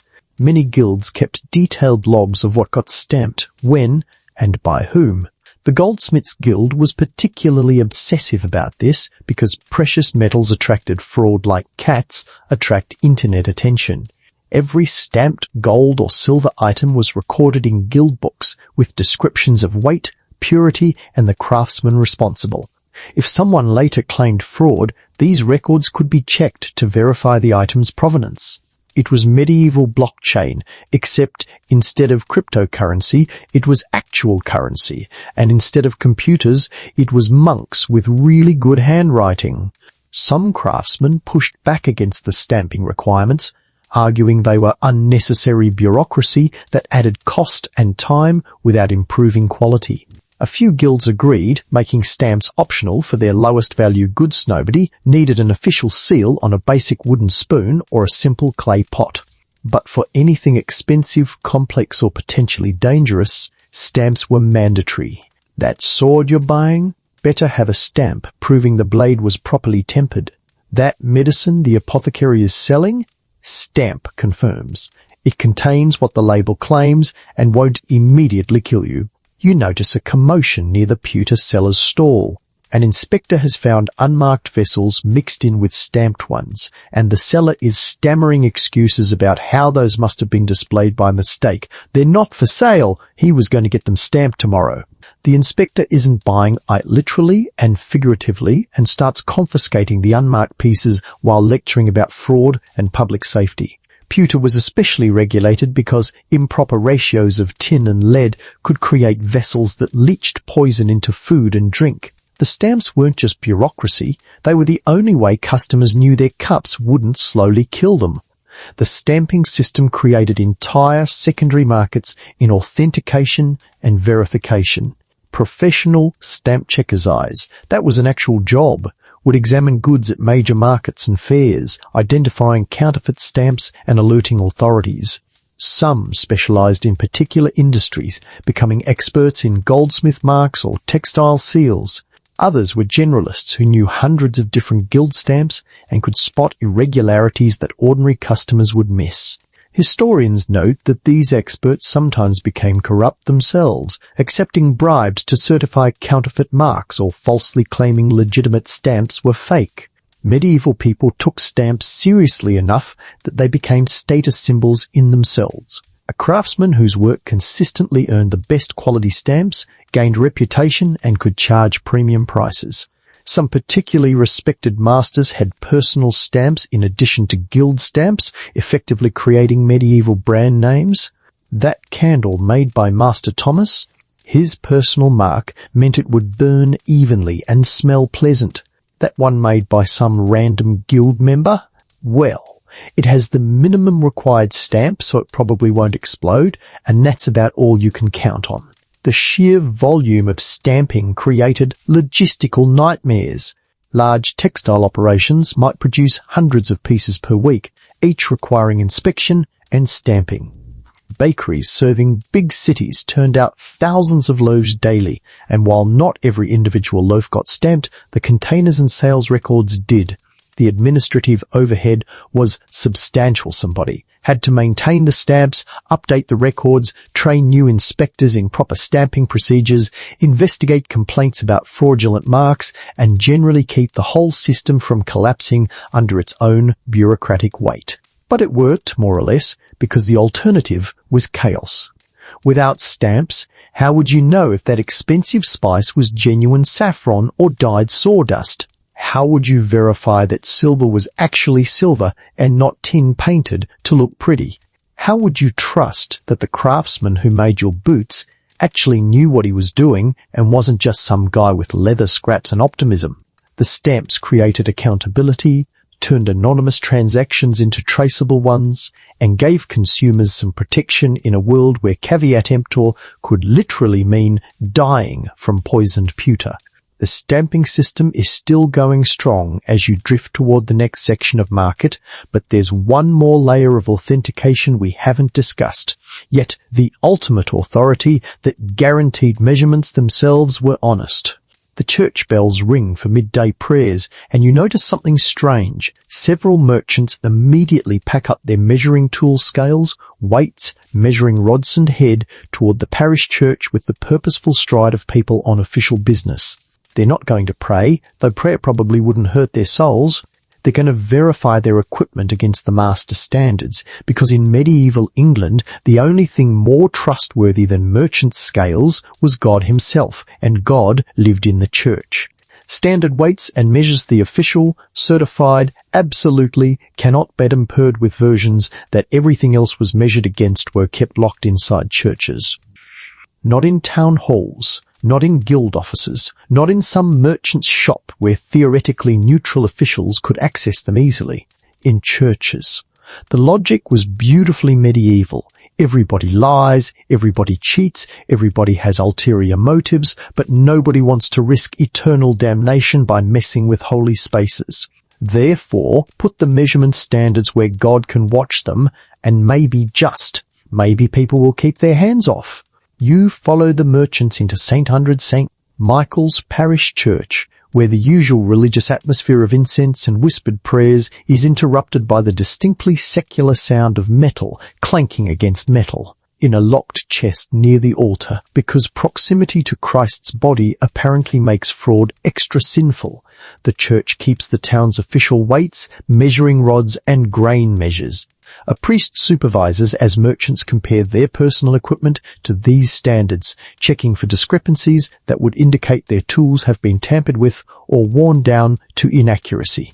The priest's role here is fascinating because he's not technically qualified to judge weights and measures. That's not covered in theological training, but his presence adds spiritual authority to the process. He's witnessing in God's name that these measurements are being compared honestly. If a merchant tries to cheat during verification, he's not just defrauding the town, he's lying in a sacred space while a priest watches, which medieval people genuinely believed would result in both earthly punishment and eternal consequences. Historians still argue whether this religious intimidation was more effective than secular law enforcement, but the fact that the system persisted for centuries suggests it worked reasonably well. The merchant ahead of you places his bronze weights on a balance scale, comparing them against the church's certified standards. His 1 pound weight matches perfectly good news for him and his customers. But his half-pound weight is slightly light, either from wear or deliberate filing, and the priest makes a note in the church records. The merchant will have to get that weight corrected or replaced before his next verification, which happens quarterly in this town but varies elsewhere, depending on local regulations. This verification system created a chain of custody for measurement accuracy that's actually quite sophisticated for a society that thought bathing too frequently was unhealthy. The King's government maintained master standards in London and other major cities. These were copied and distributed to regional centres, where they became the standards for surrounding towns. Those town standards went into churches, where individual merchants verified their personal equipment against them. If dispute arose about whether a transaction used honest measures, you could theoretically trace it all the way back to the royal standards, assuming nobody had corrupted any link in the chain. Of course, people tried corrupting every link in that chain. Merchants filed their weights down or drilled small holes and filled them with lighter material to cheat customers. They'd have 2 sets of equipment-owned honest set for verification, 1 crooked set for actual sales. Some bribed church officials to look the other way during verification or to falsify the records showing they'd passed inspection. The system wasn't perfect, but the religious setting made fraud psychologically harder and socially riskier. Different types of goods required different standard measures, and churches had to maintain all of them. There were standard weights for everything from grain to gold. Standard measuring rods for cloth, leather, and rope. Standard volume measures for liquids like wine, ale, and oil. Standard capacity measures for dry goods like salt, coal, and flour. The complexity was staggering. A church might house dozens of different standard measures, each officially certified and regularly checked against regional standards to ensure they hadn't drifted from accuracy. You watch as a cloth merchant unfurls his measuring rod next to the church's standard healthy official length for measuring fabric.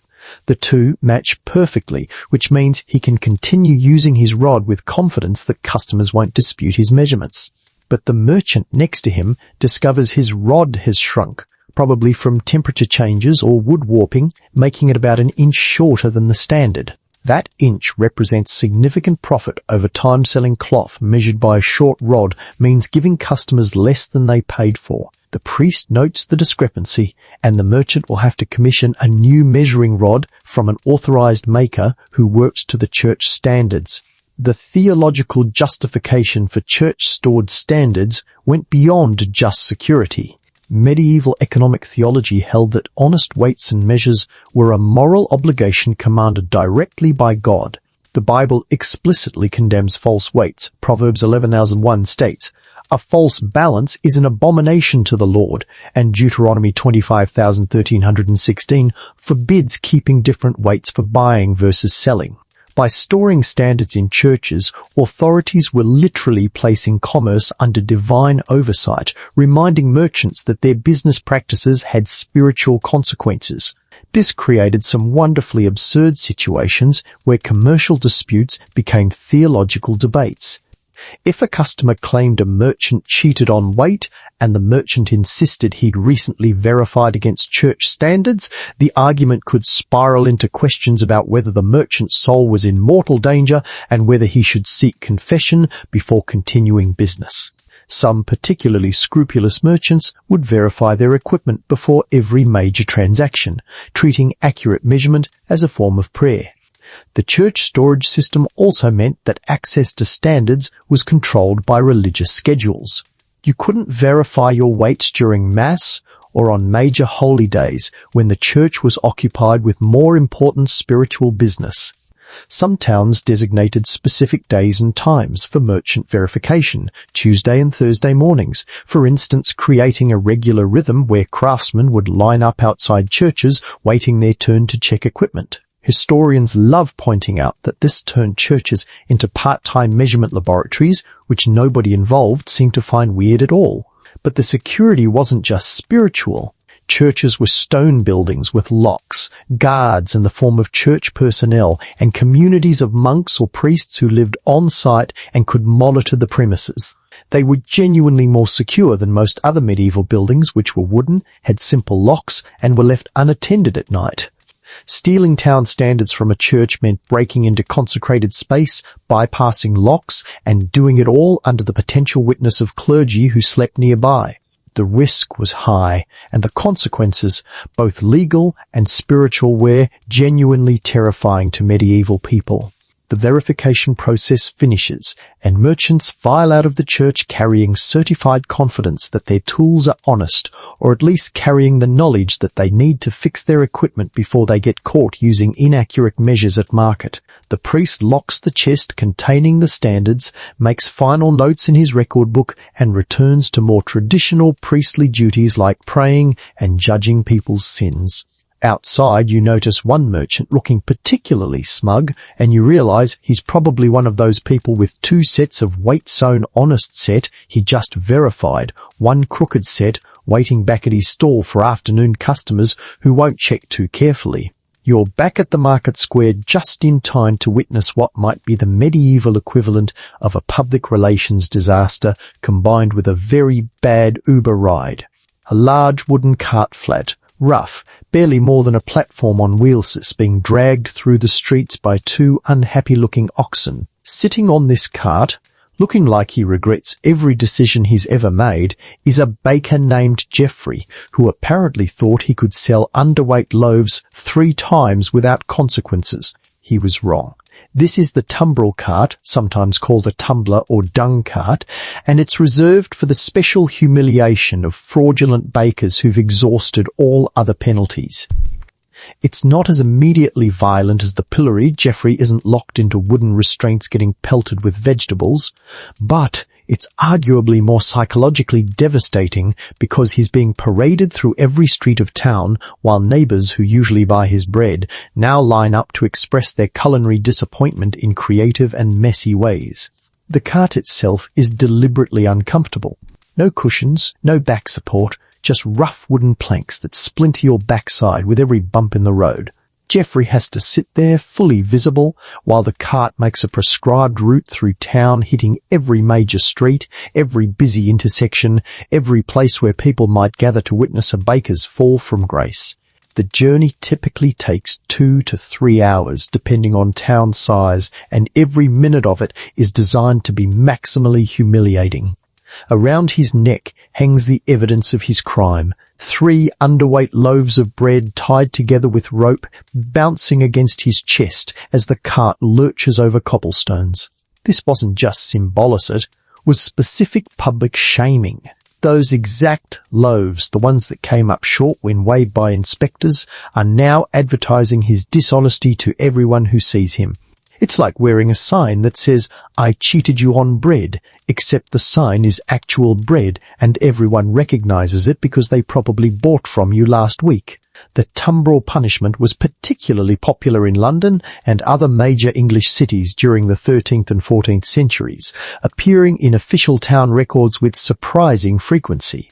Historians have found dozens of documented cases suggesting this wasn't rare theatrical punishment but regular enforcement for persistent bread fraud. Some scholars argue the public nature of tumbrel punishment was more about restoring community trust than punishing the individual by dragging the fraudulent baker through the streets. Authorities were showing everyone that justice had been served and the market was being policed. Geoffrey's cart passes through the fishmonger's district and the smell is already terrible, but it's about to get worse. A woman emerges from a stall carrying what appears to be the remains of fish that died during the previous monarchy. She times her throw perfectly, and the rotten fish guts splatter across Geoffrey's tunic with the wet sound of medieval justice being served.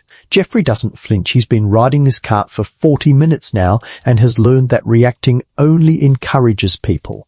Unlike the pillory where you're stationary and the crowd comes to you, the tumbrel cart brings you to the crowd. This meant Geoffrey was experiencing serial humiliation, fresh crowds at every street corner, each with their own ammunition stockpiled from daily life. The Bakers Guild apparently decided that if you were going to shame someone for fraud, you might as well give everyone in town a chance to participate. It was crowdsourced punishment, medieval style, where the sentence required community engagement to be effective. The route the cart takes isn't random. It's carefully planned to maximize both humiliation and public awareness. First through the market square where Geoffrey's fellow merchants can witness his disgrace. Then past the church where the priest can see that sinful behaviour has earthly consequences. Through residential streets where customers who might have eaten his underweight bread can express their feelings. Past the guild hall where his membership is being reconsidered. And finally, in some towns, right past the baker's own shop, ensuring his business reputation is thoroughly destroyed. Historians still argue about whether tumbrel punishment was effective deterrence or just medieval theatre that made authorities look tough without actually changing behaviour. Court records show some bakers rode the tumbrel multiple times over their careers, suggesting it didn't cure everyone of fraudulent impulses. But those same records show others never appeared in court again after one cart ride, implying the humiliation hit hard enough to inspire permanent honesty or at least permanent caution. The crowd is growing as Geoffrey's cart reaches the main residential area. Children are running alongside throwing mud knot because they're particularly invested in bread weight regulations, but because throwing things at restrained adults is apparently timeless entertainment. Their mothers watch from doorways, some looking satisfied that justice is being served, others looking uncomfortable that their children are learning civic participation through garbage throwing. Medieval parenting was complicated. A man you recognise from earlier, remember? Thomas, the nervous baker from Section 2 with his baker's dozen insurance policy, watches from his stall with an expression mixing relief that it's not him and fear that it could be. The tumbrel cart serves this secondary function as rolling advertisement for honest commerce. Every merchant seeing Geoffrey's humiliation is mentally reviewing their own business practices, checking their weights, examining their measures, wondering if they've cut any corners that might land them on that cart next week. The physical discomfort of the cart journey was genuine. Sitting on rough wood for hours while being jolted over cobblestones caused real pain-back spasms, splinters, bruising. Add in the anxiety, the public shame, and the barrage of rotten produce and less pleasant substances, and you've got punishment that's surprisingly effective without being technically violent. Some medieval authorities preferred tumbrel punishment over the pillory because it was dynamic, theatrical, and involved the whole community in enforcement. Geoffrey's cart passes near the grain merchants' stalls, and you notice several of them watching with particular interest. That makes sense. Grain merchants supply flour to bakers, and fraudulent bakers often blame suppliers for quality issues to deflect from their own cheating.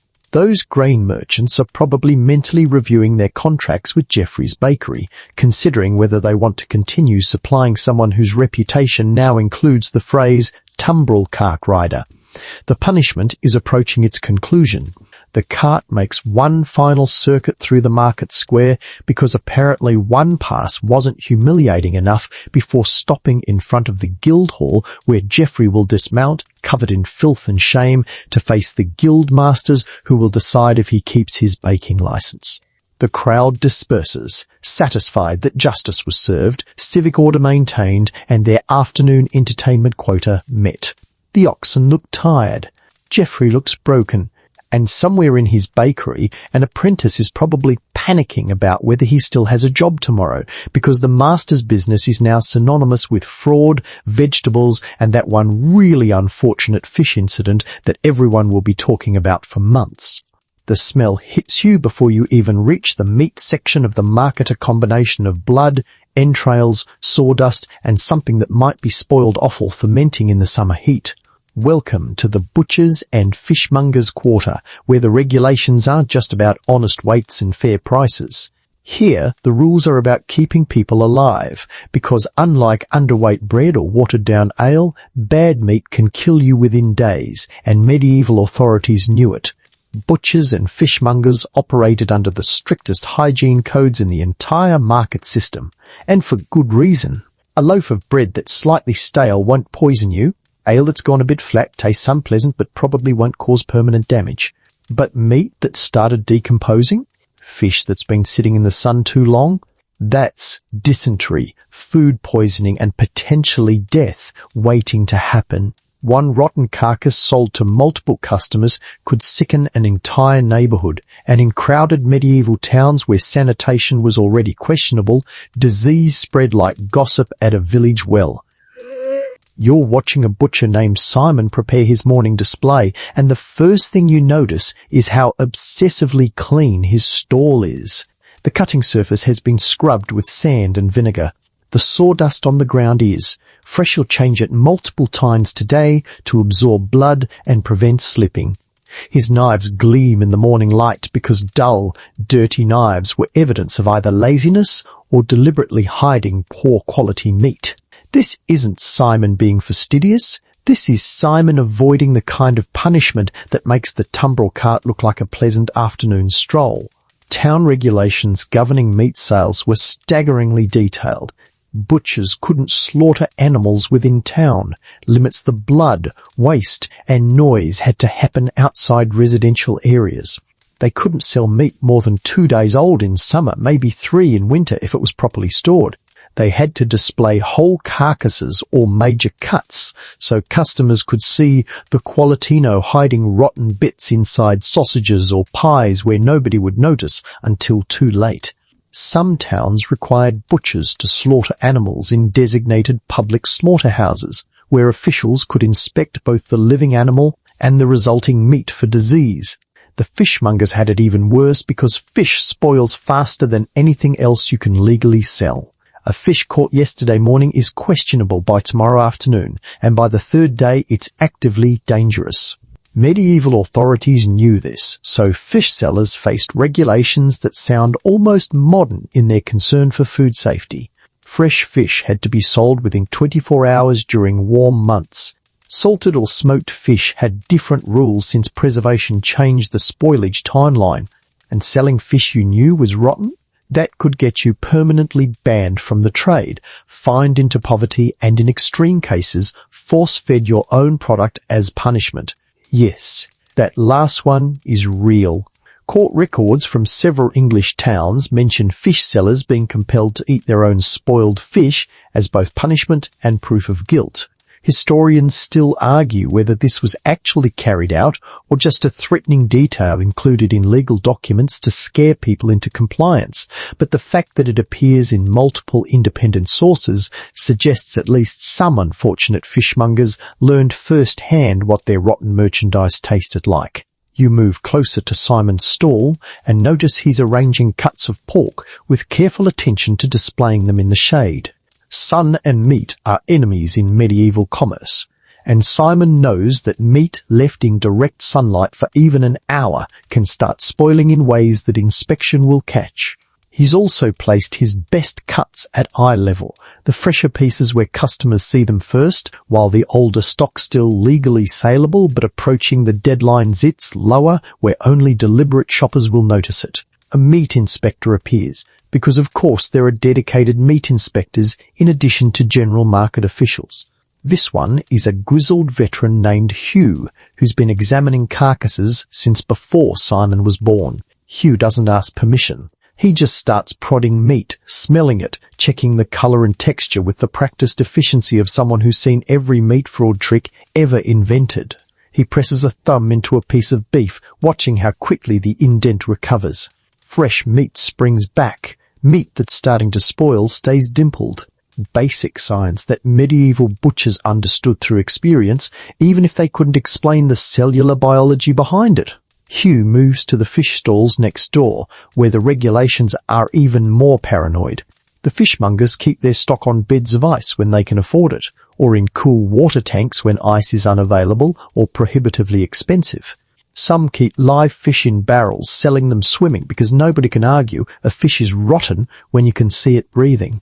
But Hugh knows the tricks fishmongers who keep live fish mixed with dead ones, hoping customers won't notice which one ends up in their basket. Fish that's been refreshed by washing it in vinegar or wine to mask the smell of decay. Fish eyes deliberately brightened with chemicals to fake freshness.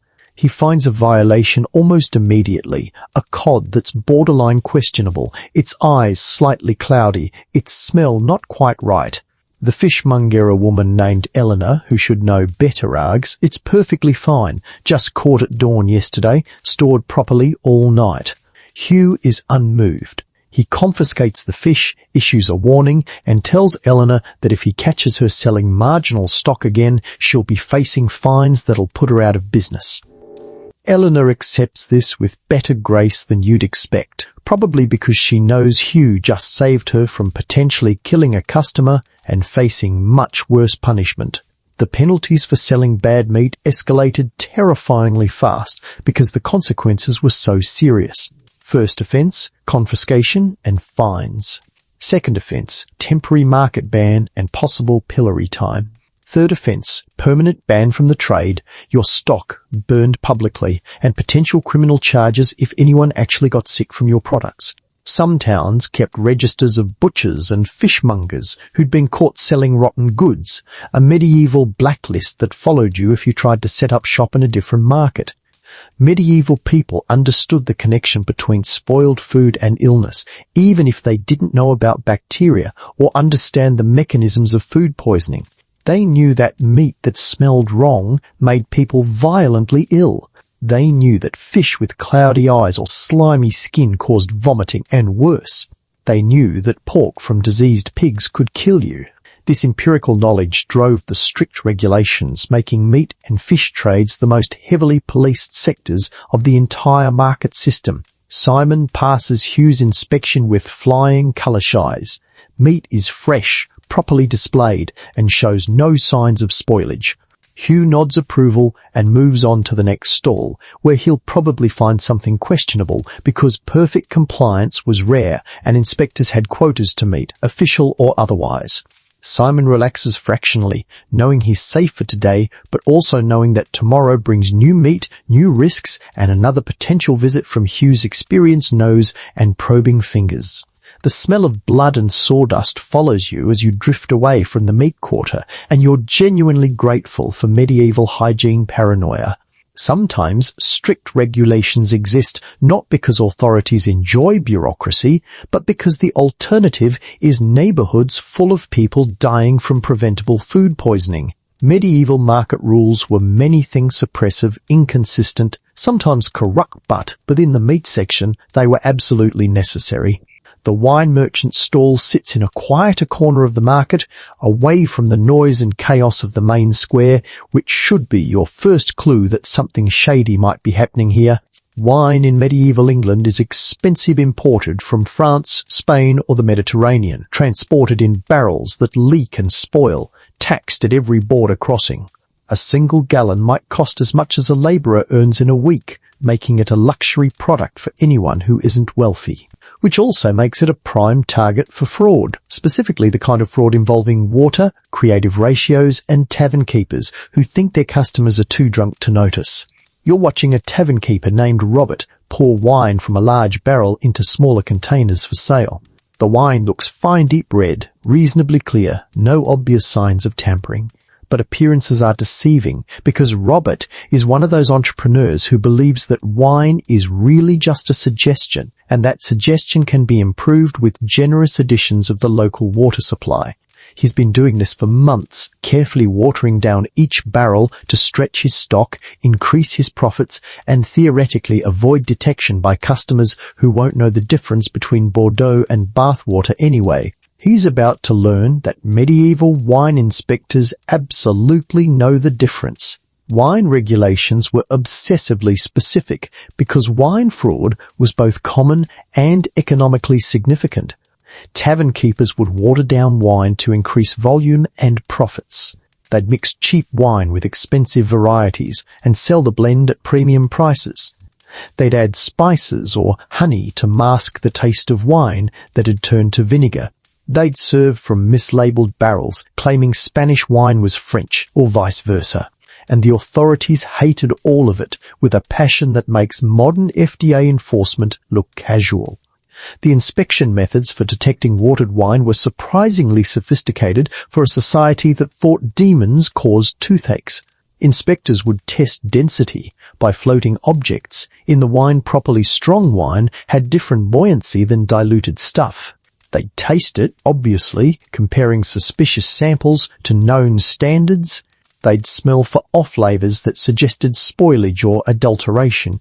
Some inspectors claimed they could identify watered wine by how it poured or how it looked in sunlight, though historians still argue whether these methods were genuinely accurate or just theatrical displays meant to intimidate tavern keepers into honesty.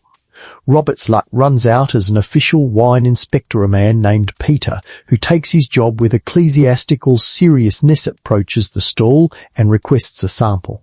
Robert's face does that thing where you can literally watch someone realize they're caught but haven't quite accepted it yet. He pours a cup, hands it over with manufactured confidence, and watches as Peter performs what looks like a wine-tasting ritual crossed with a criminal investigation. Peter swirls the wine, examining how it clings to the cup's sides. He sniffs it with the concentration of someone searching for specific evidence. Then he tastes it, rolling the wine around his mouth before spitting it out onto the ground with a look of profound disappointment. "Watered," he pronounces, and Robert's entrepreneurial career implodes in real time. The penalties for wine fraud were brutal because wine was expensive, and watering it down was considered theft from wealthy customers who had both the money and the political connections to demand harsh punishment. First offence might mean fines and confiscation of stock. Every barrel in your tavern gets tested, and anything watered gets poured into the street while neighbours watch. Second offence adds pillory time, usually a full day locked in with a sign explaining your specific crime. This man waters wine and sells it as pure. But the real punishment was economic destruction. Your tavern's reputation was finished. Wealthy customers wouldn't return. Other merchants wouldn't supply you with good wine because you'd proven yourself dishonest. Your business license could be revoked, preventing you from operating any establishment serving alcohol. In a medieval economy where reputation was everything and information traveled through gossip networks, being publicly certified as a wine waterer was essentially a business death sentence. Robert is currently experiencing this reality as Peter confiscates his barrels, orders them opened and dumped in the street, an expensive, humiliating waste that draws a crowd of curious onlookers. The wine streams across the cobblestones in dark rivulets that smell faintly of oak and dishonesty. Someone calculates out loud how much money Robert just lost, and the figure makes several people wince. Robert himself looks like he's considering whether there are employment opportunities in distant cities where nobody's heard about his wine-watering career. Some towns took wine fraud so seriously they had dedicated wine courts or special sessions of regular courts that only heard alcohol-related cases. Venice famously had elaborate wine regulations enforced by officials who could enter any tavern at any time, demand samples, and shut down establishments on the spot for violations. London had similar systems, with wine inspectors backed by both royal and city authority. Historians debate whether this heavy regulation actually prevented fraud or just made fraud more creative, with tavern keepers developing increasingly sophisticated methods to avoid detection. The creative methods were genuinely impressive. Some tavern keepers kept 2 barrel-sown pure wine for when inspectors visited, 1 watered for regular customers. Others added just enough water that detection was difficult without precise measurement tools. Some used additives that restored color and body to diluted wine, making it look and taste relatively normal despite being half water. A few particularly bold operators claimed they were selling light wine or table wine that was naturally less strong, trying to rebrand their fraud as a product category. Peter finishes supervising the dumping of Robert's wine and announces that Robert will spend tomorrow in the pillory, followed by a hearing before the guildmasters about his continued tavern license. Robert nods numbly, probably calculating whether he can afford the fine, whether his family will survive losing the tavern income, whether he should just flee to another town and start over with a different name and hopefully better judgment about water-to-wine ratios. But here's the darkly funny part. Even as Robert's business collapses, 3 stalls down, another tavern keeper is probably watering his wine right now, convinced he's smarter than Robert, convinced he won't get caught, convinced that his particular method of fraud is undetectable. Wine tampering was one of those crimes that persisted despite harsh penalties because the profit margins were too tempting, and human optimism about not getting caught is apparently immortal. The spilled wine is soaking into the ground now, creating a small patch of mud that smells like expensive mistakes. A dog wanders over to investigate, sniffs it, and decides even dogs have standards about what they'll drink. Robert is being escorted toward the pillory, where he'll spend the next day contemplating the economics of honesty, while vegetables rain down from an unforgiving sky. The textile section of the market occupies the most prestigious real estate, tucked away from the blood and fish guts, where merchants in relatively clean clothing sell cloth that costs more per yard than most people earn in a month. Wool, linen, silk. If you're spectacularly wealthy, these aren't casual purchases. You're investing serious money in fabric that will become clothing, bedding, or tapestries, and you expect to receive exactly what you paid for in terms of both quality and quantity, which is why the draper currently being questioned by inspectors is sweating through his expensive tunic despite the cool morning air. His name is William, and he's been caught doing something that cloth merchants have been doing since someone invented the concept of measured fabric, stretching wool to make it appear longer than it actually is, selling customers short yardage at full price while pocketing the difference. The inspectors have laid out one of William's pieces of woolen cloth on a measuring tablet, long wooden surface marked with official measurements. They're using a certified measuring rod to check the fabric's length, and the math isn't working in William's favour. He claimed this piece was 10 yards. The rod says it's barely 9.5. That missing half yard represents significant money when you're selling expensive broadcloth to merchants who'll resell it in London. It's also fraud, specifically the kind of fraud that medieval authorities had a special, ironic punishment for. Cloth stretching was a sophisticated scam because fabric is naturally elastic. Wool especially can be pulled and stretched to temporarily appear longer or wider than its resting dimensions. A clever draper could take a piece of cloth, stretch it on his measuring table, cut it at the correct length while the fabric was extended, then relax it before rolling it up for sale. The customer wouldn't discover the shortage until they got home, unrolled the cloth, and found they were mysteriously short a few inches or feet. By then, proving fraud was difficult. Had the merchant cheated, or had the fabric just shrunk? Did you measure wrong? Are you trying to get free cloth by falsely accusing an honest businessman? The inspectors aren't buying William's excuses about natural fabric variation and measurement error. They've been doing this long enough to know the difference between honest shrinkage and deliberate fraud. One of them produces previous customer complaints from a ledger. Apparently William's cloth has been mysteriously short for months, and enough people noticed that the guild launched an investigation. William's business model of stretch, cut, profit, deny has caught up with him. Medieval cloth regulations were paranoid about stretching fraud because textiles were expensive commodities where small frauds multiplied across many transactions could transfer significant wealth from customers to dishonest merchants. A draper who shorted every customer by 6 inches on a 10-yard purchase would accumulate extra fabric worth hundreds of pounds annually. That missing yardage represented wages stolen from labourers who'd saved for months to buy fabric for a new cloak, or merchants whose own businesses suffered when they couldn't fulfill orders because their cloth was mysteriously insufficient. The punishment for proven cloth stretching varied by town and severity, but some places had adopted a punishment so perfectly ironic that it entered legal records with what appears to be medieval authorities' idea of dark humour: the rack.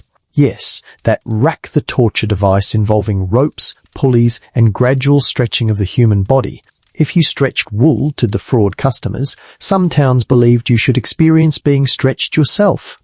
Historians still argue whether this punishment was actually carried out or just threatened as deterrent, but it appears in enough legal codes that it was at least theoretically possible.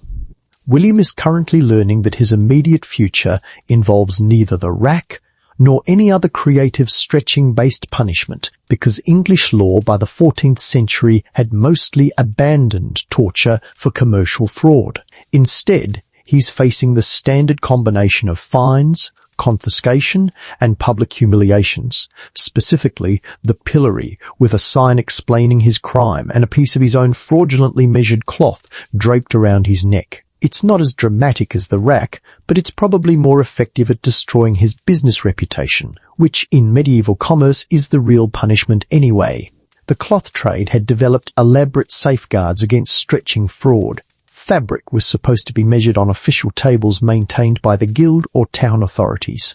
Measuring rods were certified against church standards. Remember those from Section 9? Some towns required that cloth be measured twice, once by the seller, once by an independent guild inspector before the transaction was finalized. The buyer could request a third measurement if they suspected fraud, though this was socially awkward and suggested you didn't trust the merchant, which could make future transactions difficult. Different types of cloth had different vulnerability to stretching fraud. Wool, being elastic, was the worst offender. Linen was more stable, but could still be manipulated. Silk was expensive enough that merchants rarely risked fraud because the penalties were correspondingly severe. You don't shortchange wealthy customers who can afford both lawyers and political revenge. Some drapers specialized in cheaper fabrics where customers were less likely to carefully measure purchases, making fraud easier but less profitable per transaction. You watch as the inspectors confiscate William's measuring equipment along with several bolts of suspicious cloth. They're going to measure everything in his inventory against certified standards, checking for systematic fraud versus isolated incidents. If they find a pattern, and they probably will, William's guild membership is in jeopardy, which means his legal right to sell cloth in this town evaporates. He'll either have to relocate to somewhere his reputation hasn't reached, switch to a different trade entirely, or accept working as someone else's employee rather than running his own stall. The really sophisticated cloth frauds involve teams of people. A draper would partner with tailors or other retailers who'd receive the stretched cloth, claim ignorance about the fraud when customers complained, and direct blame back to the original merchant. By the time anyone tracked down the source, the draper had moved to a different market or changed business names. Some textile fraud networks operated across multiple towns, creating enough complexity that prosecution was nearly impossible. Historians note that medieval authorities were aware of these conspiracies, but lacked the investigative resources to effectively combat organized commercial crime. William's neighbour merchants are watching this unfold with the same mixture of satisfaction and anxiety you've seen at every punishment today. Satisfaction that fraud is being caught and punished, maintaining the market's overall integrity. Anxiety that aggressive enforcement might catch them for violations they've been getting away with for years. Medieval markets operated on this tension between the desire for honest commerce and the temptation to cheat when you thought nobody was watching carefully enough. The inspectors finish their preliminary investigation and inform William he'll face a hearing before the guildmasters next week where they'll determine final penalties. He nods, already mentally composing excuses and explanations that probably won't save him. The measuring table stands empty now. Its marked increments waiting for the next merchant, the next piece of cloth, the next potential fraud. You notice a commotion near a hastily erected wooden platform at the market's edge, where a small crowd has gathered around what appears to be court proceedings happening right here, right now, in the middle of the market day. There's no formal courtroom, no elaborate legal ceremony, just a harried-looking judge sitting behind a makeshift table, two merchants arguing loudly about a contract dispute, and a clerk scribbling notes on a wax tablet at speed that suggests he's done this before and wants to finish before lunch. Welcome to the Court of Pie Powder, possibly the most wonderfully named legal institution in medieval history. The name comes from French pieds poudres, literally dusty feet, referring to the travelling merchants whose feet were covered in road dust from walking to market. These weren't your local craftsmen who lived in town and could be hauled before regular courts at leisure. These were itinerant traders who'd be gone by tomorrow, headed to the next fair, the next town, the next business opportunity. If you had a dispute with them, you needed justice immediately, or you'd never see your money again. The two merchants currently screaming at each other involve a wool trader from York who claims a Flemish cloth merchant sold him inferior fabric at premium prices, and the Flemish merchant who insists the wool trader is trying to renegotiate after discovering he can't resell at the profit margin he expected. Both are technically in breach of market peace. You're not supposed to yell this loudly in commercial spaces, but the judge looks too tired to care about volume violations when there's actual fraud to investigate. Pea powder courts operated during market days and fairs with jurisdiction over commercial disputes, contract violations, petty crimes, and any other legal matters involving travelling merchants. The beauty of the system was speed. Cases were heard immediately, sometimes within hours of the complaint being filed. Witnesses testified on the spot. Evidence was examined right there in the market. Verdicts were delivered before anyone could pack up their goods and disappear into the medieval equivalent of witness protection, which was just walking to a different town and changing your name slightly. The judge in today's case is actually the town's bailiff, serving double duty because pie powder courts didn't require specialized legal training, just someone with authority to render binding decisions and the personality to handle merchants who were very motivated to lie convincingly. He's examining the disputed cloth now, comparing it to sample standards, asking pointed questions about what was promised versus what was delivered. Historians still argue whether these courts actually dispensed justice or just made decisions fast enough that neither party had time to mount a proper defense, but the system persisted for centuries, so it must have been doing something right. The wool trader presents witnesses other merchants who examined the cloth and agreed it was substandard.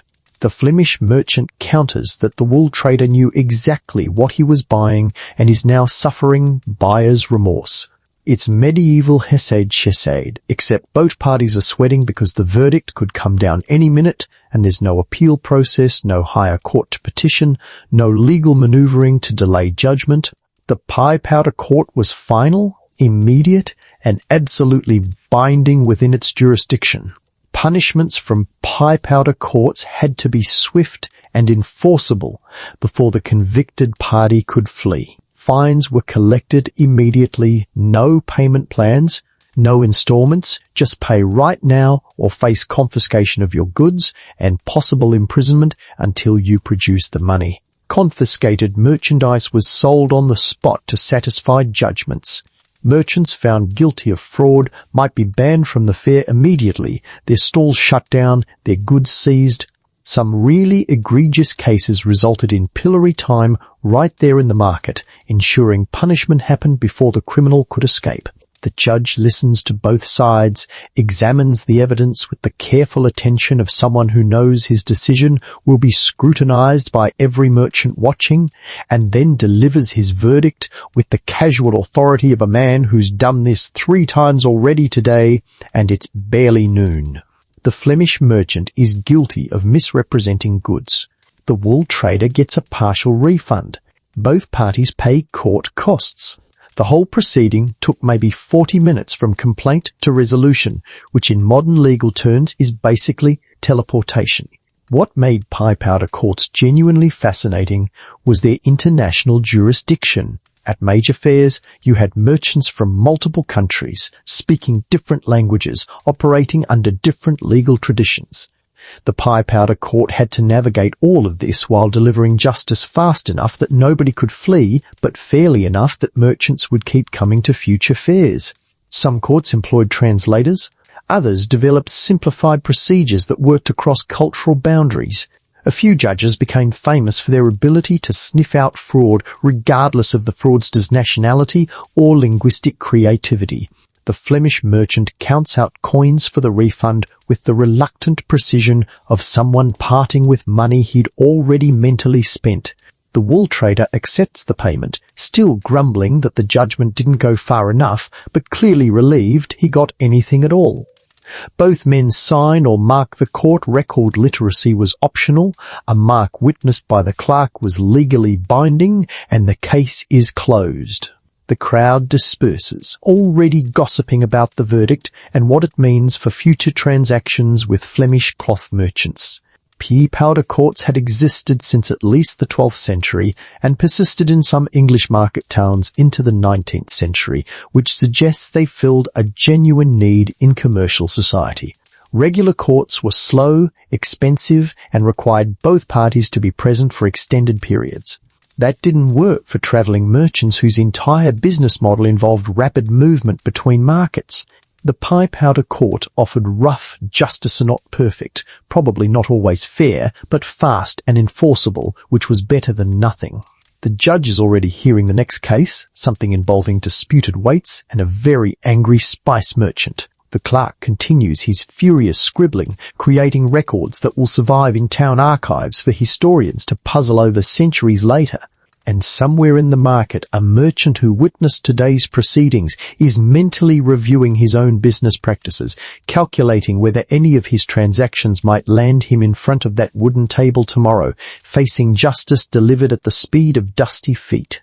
You're watching the pie powder court wrap up when a different kind of official arrives at the marketone who doesn't answer to the town council, the guilds, or even the mayor. This man carries sealed documents bearing royal insignia, travels with armed guards who look bored but competent, and has a locked chest containing certified weights and measures that were calibrated in London under direct royal supervision. He's a king's inspector, and his arrival means someone in this town's measurement chain has been screwing around with the standards, and the Crown is not amused. The local officials greeting him look nervous, which is probably a reasonable response when royal authority shows up unannounced to verify that your supposedly honest weights actually match what the king says they should weigh. Medieval England operated on the principle that the realm needed uniform standards. Say pound in York should equal a pound in London. A yard of cloth measured in Bristol should match one measured in Canterbury. But local lords, town councils, and even individual guilds had strong incentives to manipulate these standards, creating regional variations that benefited them while technically maintaining the fiction of royal compliance. The king's inspector, a stern man named Edmund, who's been doing this job for 15 years and has seen every measurement scam ever invented, sets up his equipment in the market square where everyone can watch. This isn't a private investigation. It's public theatre designed to demonstrate royal authority and remind everyone that local standards exist at the Crown's pleasure, not local convenience. He unlocks his chest and carefully removes certified weights, each one stamped with royal marks and documentation proving they were verified against the master standards in Westminster. The head of the local Weights and Measures Committee is summoned. He arrives carrying the town's official standards, the ones supposedly verified against regional standards, which were supposedly verified against royal standards in that chain of custody we discussed back in Section 9. Edmund begins the comparison process, placing royal weights on one side of a balance scale, local weights on the other, and watching to see if they match. Spoiler alert, they don't always match, and when they don't, people's careers end badly. The first discrepancy appears immediately. The town's official pound weight is light by about half an ounce. That doesn't sound like much until you realize that every transaction using this weight has been shortchanging either buyers or sellers depending on which side of the scale was using the rigged weight, and those half ounces add up to serious money over months and years. Edmund makes a note in his record book with the slow, deliberate handwriting of someone documenting evidence for future prosecution. Local manipulation of standards happened for various reasons, all of them economic.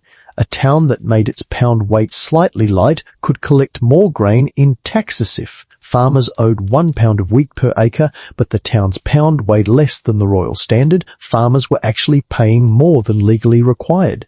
Lords who controlled local markets could rig weights to favour themselves when buying from peasants, and rig them differently when selling to merchants. Guild officials might adjust standards to give members competitive advantages over foreign traders who assumed all English measurements were equal. Historians still argue about how widespread this manipulation was, with some suggesting it was rampant corruption undermining royal authority everywhere, while others maintain that most towns honestly tried to maintain accurate standards and violations were relatively rare. The truth probably varies by region, and time period. Enforcement was stronger when the Crown had resources to send inspectors regularly, weaker during political upheaval or royal distraction with wars and succession crises. Edmund continues his examination, finding more discrepancies. The town's L-rod for measuring cloth is a full inch shorter scandal that explains why travelling cloth merchants have been complaining about mysteriously insufficient fabric purchases in this market. The standard grain measure appears correct, which is genuinely surprising, and Edmund notes it with what might be professional approval or just shock that something passed inspection. The liquid measures for wine and ale are all slightly small, meaning tavern keepers using them to serve customers have been pouring short measures while technically complying with local regulations. The penalties for rig standards were severe because this crime attacked the entire system of royal authority and commercial trust. Town officials found guilty of maintaining false standards faced massive fines, loss of office, and potential imprisonment. The corrupted standards themselves would be destroyed, publicly usually smashed or melted down in the market square as demonstration that false measures wouldn't be tolerated. New standards would be provided at the town's expense, certified by royal authority and checked regularly until the Crown felt confident the town had learned its lesson. But here's where it gets politically complicated. Local officials caught rigging standards could claim ignorance or blame subordinates or argue that the weights had worn down naturally over time rather than being deliberately tampered with. Edmund has heard all these excuses before and isn't impressed. Weights don't spontaneously lose half an ounce unless someone filed them down. Measuring rods don't shrink by an inch through normal use. These discrepancies show clear patterns of intentional manipulation designed to benefit the town at the expense of royal subjects conducting honest commerce. The crowd watching this inspection includes both locals who benefit from rigged standards, merchants who've been using the false measures, officials who profited from the fraud, and travelling traders who've been victimized by them. The power dynamic is fascinating. Edmund represents distant royal authority versus entrenched local interests, and his armed guards are there specifically because these inspections could turn violent if local powers decided protecting their fraudulent standards was worth confronting the Crown. Edmund finishes his examination and announces his findings in a voice loud enough for the entire market to hear. Multiple standards are corrupted and must be replaced. The town will pay for new certified weights and measures. Officials responsible for maintaining the standards will face fines and possible prosecution. And Edmund himself will return in 6 months to verify that corrections have been made and new standards are being properly maintained. This isn't a request or a suggestion. It's royal command, delivered with the full weight of Crown authority behind it. The local officials accept this judgment with about as much grace as you'd expect from people caught cheating and forced to pay for the privilege of being caught. But they accept it because the alternative is worse defying. Royal inspectors meant defying the king, which could escalate from fines and embarrassment to military intervention and loss of town charters. Medieval power structures were complicated, but some hierarchies were absolutely clear. The Crown's standards trump local preferences, and if you disagree, the Crown has more soldiers than you do. Edmund packs up his certified weights, makes final notes in his record book, and prepares to travel to the next town on his circuit, where he'll probably find similar violations because human nature and economic incentives haven't changed much across 800 years. The guards look relieved that this inspection didn't require violence, which suggests previous inspections haven't always gone smoothly. Just when you thought medieval markets couldn't get more regulated, we need to talk about laws that didn't just control how goods were sold, but who was allowed to buy them in the first place. You're watching a well-dressed merchant's wife examining a bolt of crimson silk at a luxury textile stall. clearly ready to make a purchase, when a town official approaches and politely but firmly informs her that her husband's social rank doesn't entitle her to wear that particular shade of red. She argues. The official is unmoved. The silk merchant looks uncomfortable because he's losing a sale but doesn't want to violate sumptuary laws, which could cost him his license. Welcome to the intersection of commerce and class warfare, medieval edition.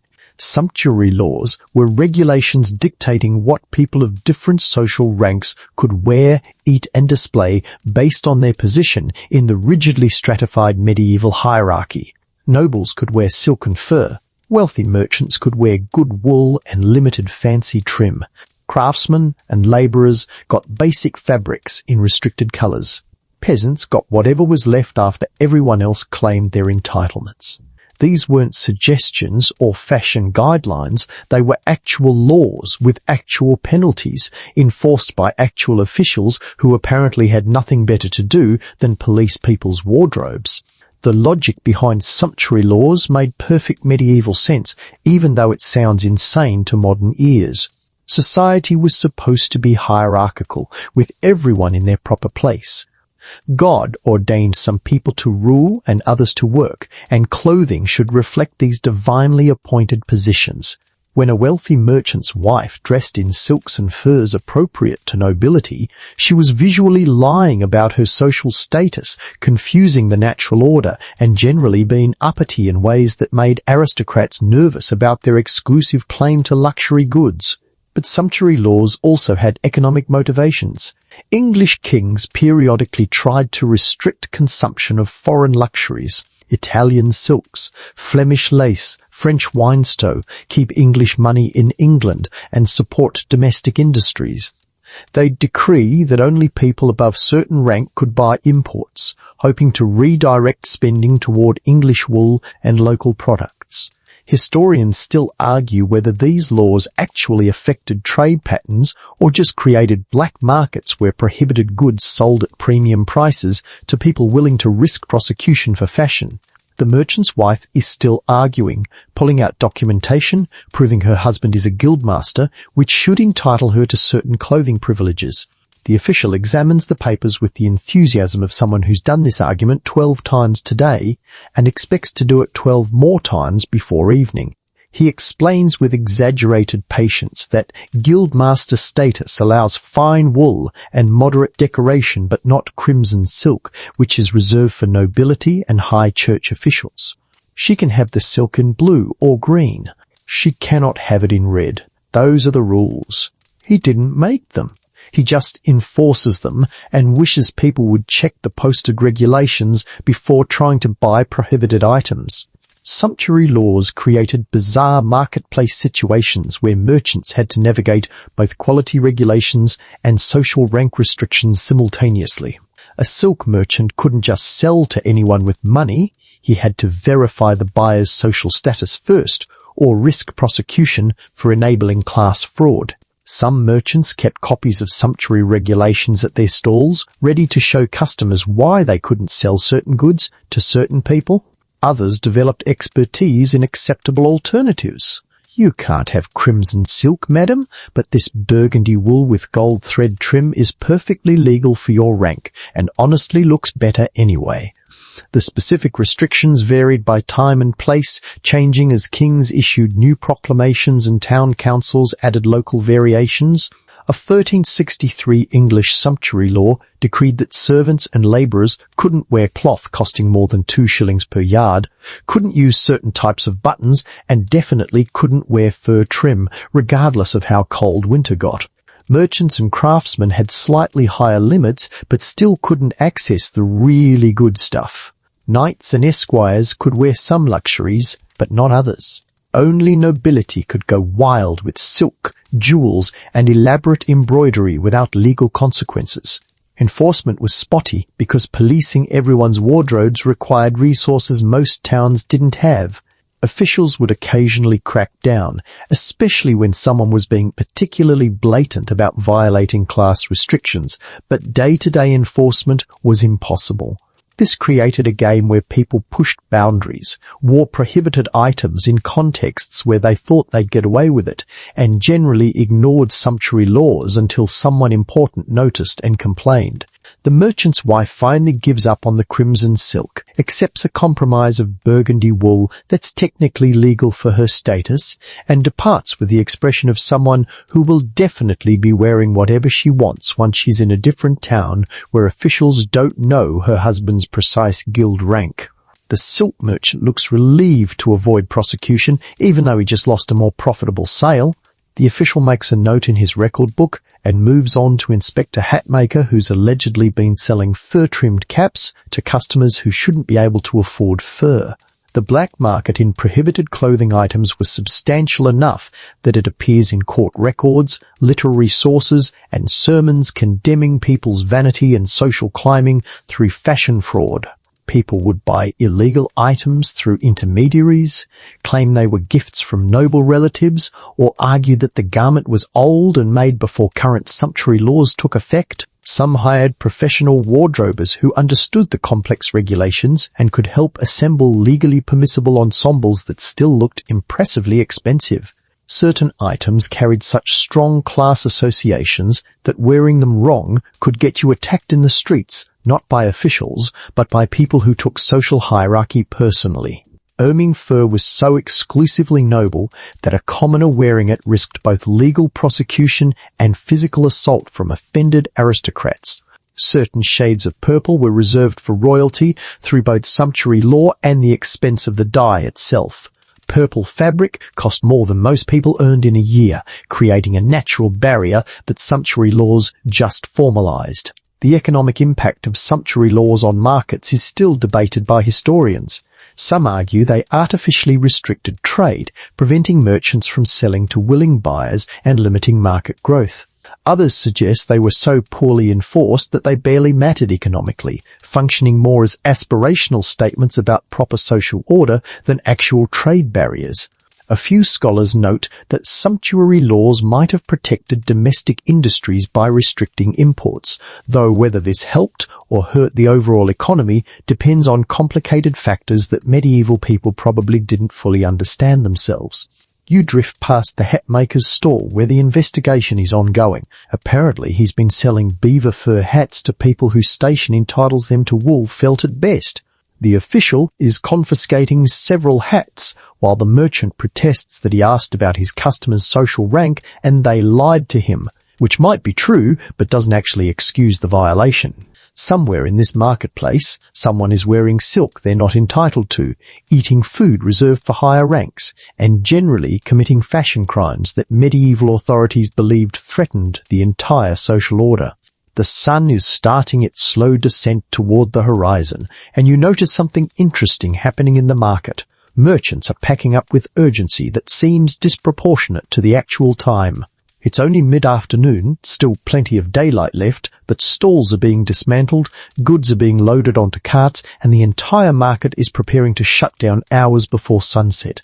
This isn't laziness or early closing for religious observance. This is compliance with one of the most paranoid regulations in the medieval commercial playbook, the absolute prohibition against trading after dark. Night markets were banned in most medieval English towns, and the reasoning was brutally practical. Darkness enabled deception. When customers couldn't clearly see what they were buying, merchants could substitute inferior goods for quality products. Rotten fish looked fresh in dim light. Watered wine appeared pure. Underweight bread was harder to verify. False coins passed more easily. Stolen merchandise could be sold without witnesses recognizing it. And that's before we even get into the violence, theft, and general criminal activity that medieval authorities believed darkness invited, like an open buffet for sinners. The regulations were specific and strictly enforced. Trading could only happen during daylight hours, typically from sunrise until evening, prayers really 6 a.m. to 6 p.m. depending on the season, which meant summer markets could operate 12 hours while winter markets barely managed 8. Some towns allowed slightly extended hours for necessities like bread and ale. But luxury goods? Finish your business before the sun sets or pack it up and wait until tomorrow. The market bell would ring to signal closing time, and merchants who continued trading afterward faced fines, confiscation, and accusations of deliberately enabling fraud. You're watching a baker named John frantically selling his last few loaves as the warning bell rings. He's got maybe 15 minutes before officials start their rounds, checking that all commercial activity has ceased. A customer arrived looking for bread, and John has to make a quick calculation. Is this sale worth the risk of getting caught trading after hours?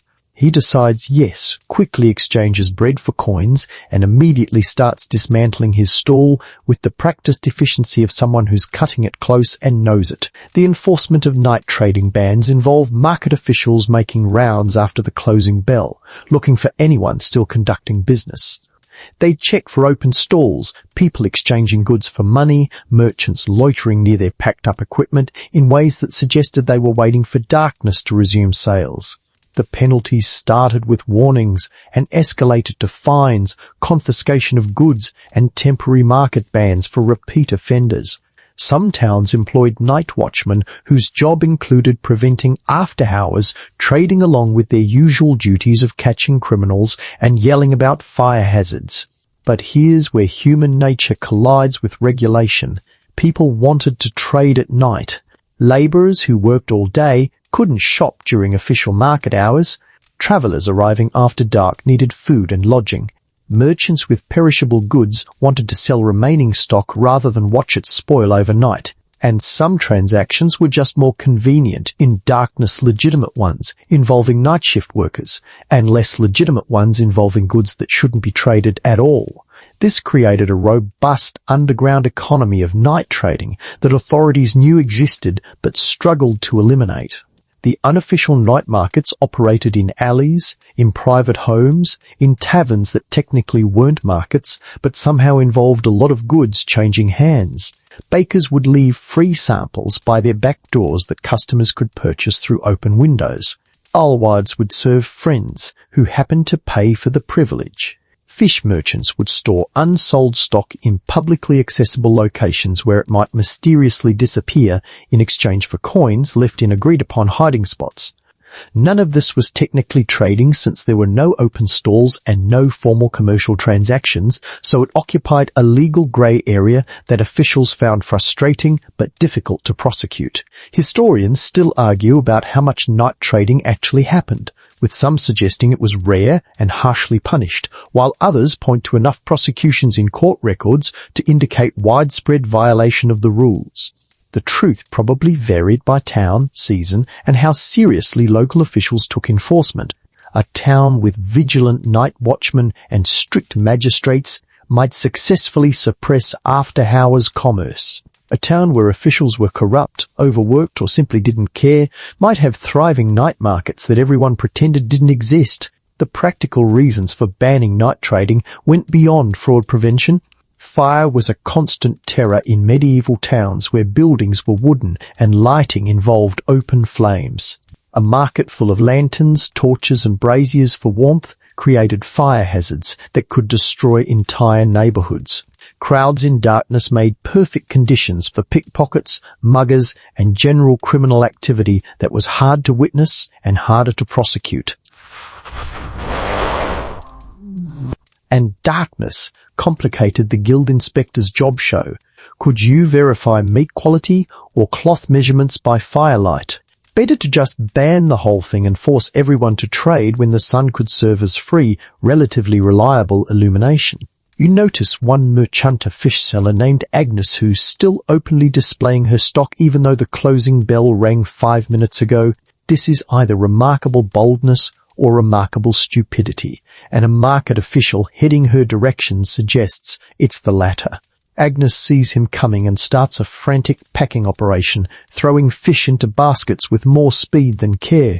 She's probably calculating whether she can claim she was in the process of closing when he arrives, or whether he'll cite her for still having goods displayed after the bell. The official reaches her stall just as Agnes hoists the last basket. They have a brief, tense conversation that you can't quite hear, but it ends with Agnes handing over a few coin, probably a fine, possibly a bribe, definitely an economic calculation that whatever she was about to lose in penalties was worth avoiding.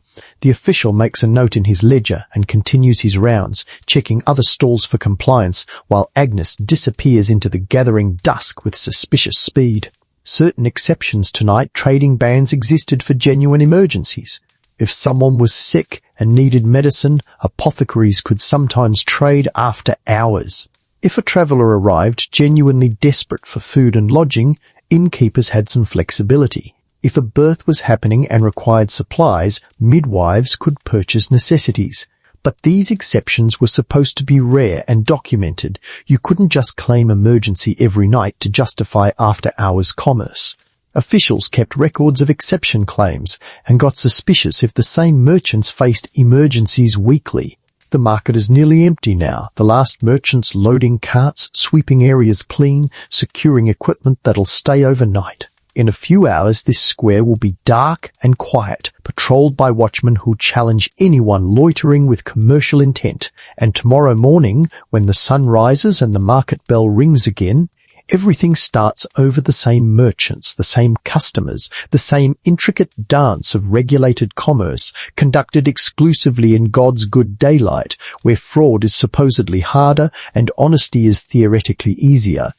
As the market empties, you spot a monk standing near the grain merchant's stalls, engaged in what appears to be a heated theological debate with a merchant about the morality of charging 6p for a bushel of wheat when it cost only 4p last month. The merchant is arguing supply and demand. The harvest was poor, grain is scarce, prices naturally rise. The monk is arguing divine law. God provides the harvest. Charging more for the same labour is usury in disguise, and profiting from others' hunger is a sin that'll land you in a particularly unpleasant section of hell. This is the medieval just price debate happening in real time, and it's been going on for centuries with no resolution in sight. The concept of just price dominated medieval economic thinking with the kind of theological intensity that modern economists would find baffling. The basic idea was simple. Goods had an inherent, objectively correct value determined by the labour and materials required to produce them, plus a modest profit margin that allowed the producer to maintain their station in life. Charging significantly more than this, just price, was exploitation. Charging less was economically suspect and possibly evidence of stolen goods or desperate circumstances. The price should be just fair to both buyer and seller, honouring God's intentions for honest commerce, maintaining social stability. Church scholars spent embarrassing amounts of intellectual energy debating what constituted just price for various goods.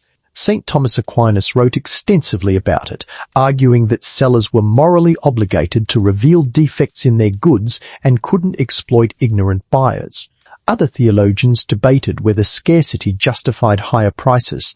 If grain was genuinely rare after a bad harvest, was charging more a fair reflection of limited supply or sinful exploitation of neighbours' hunger?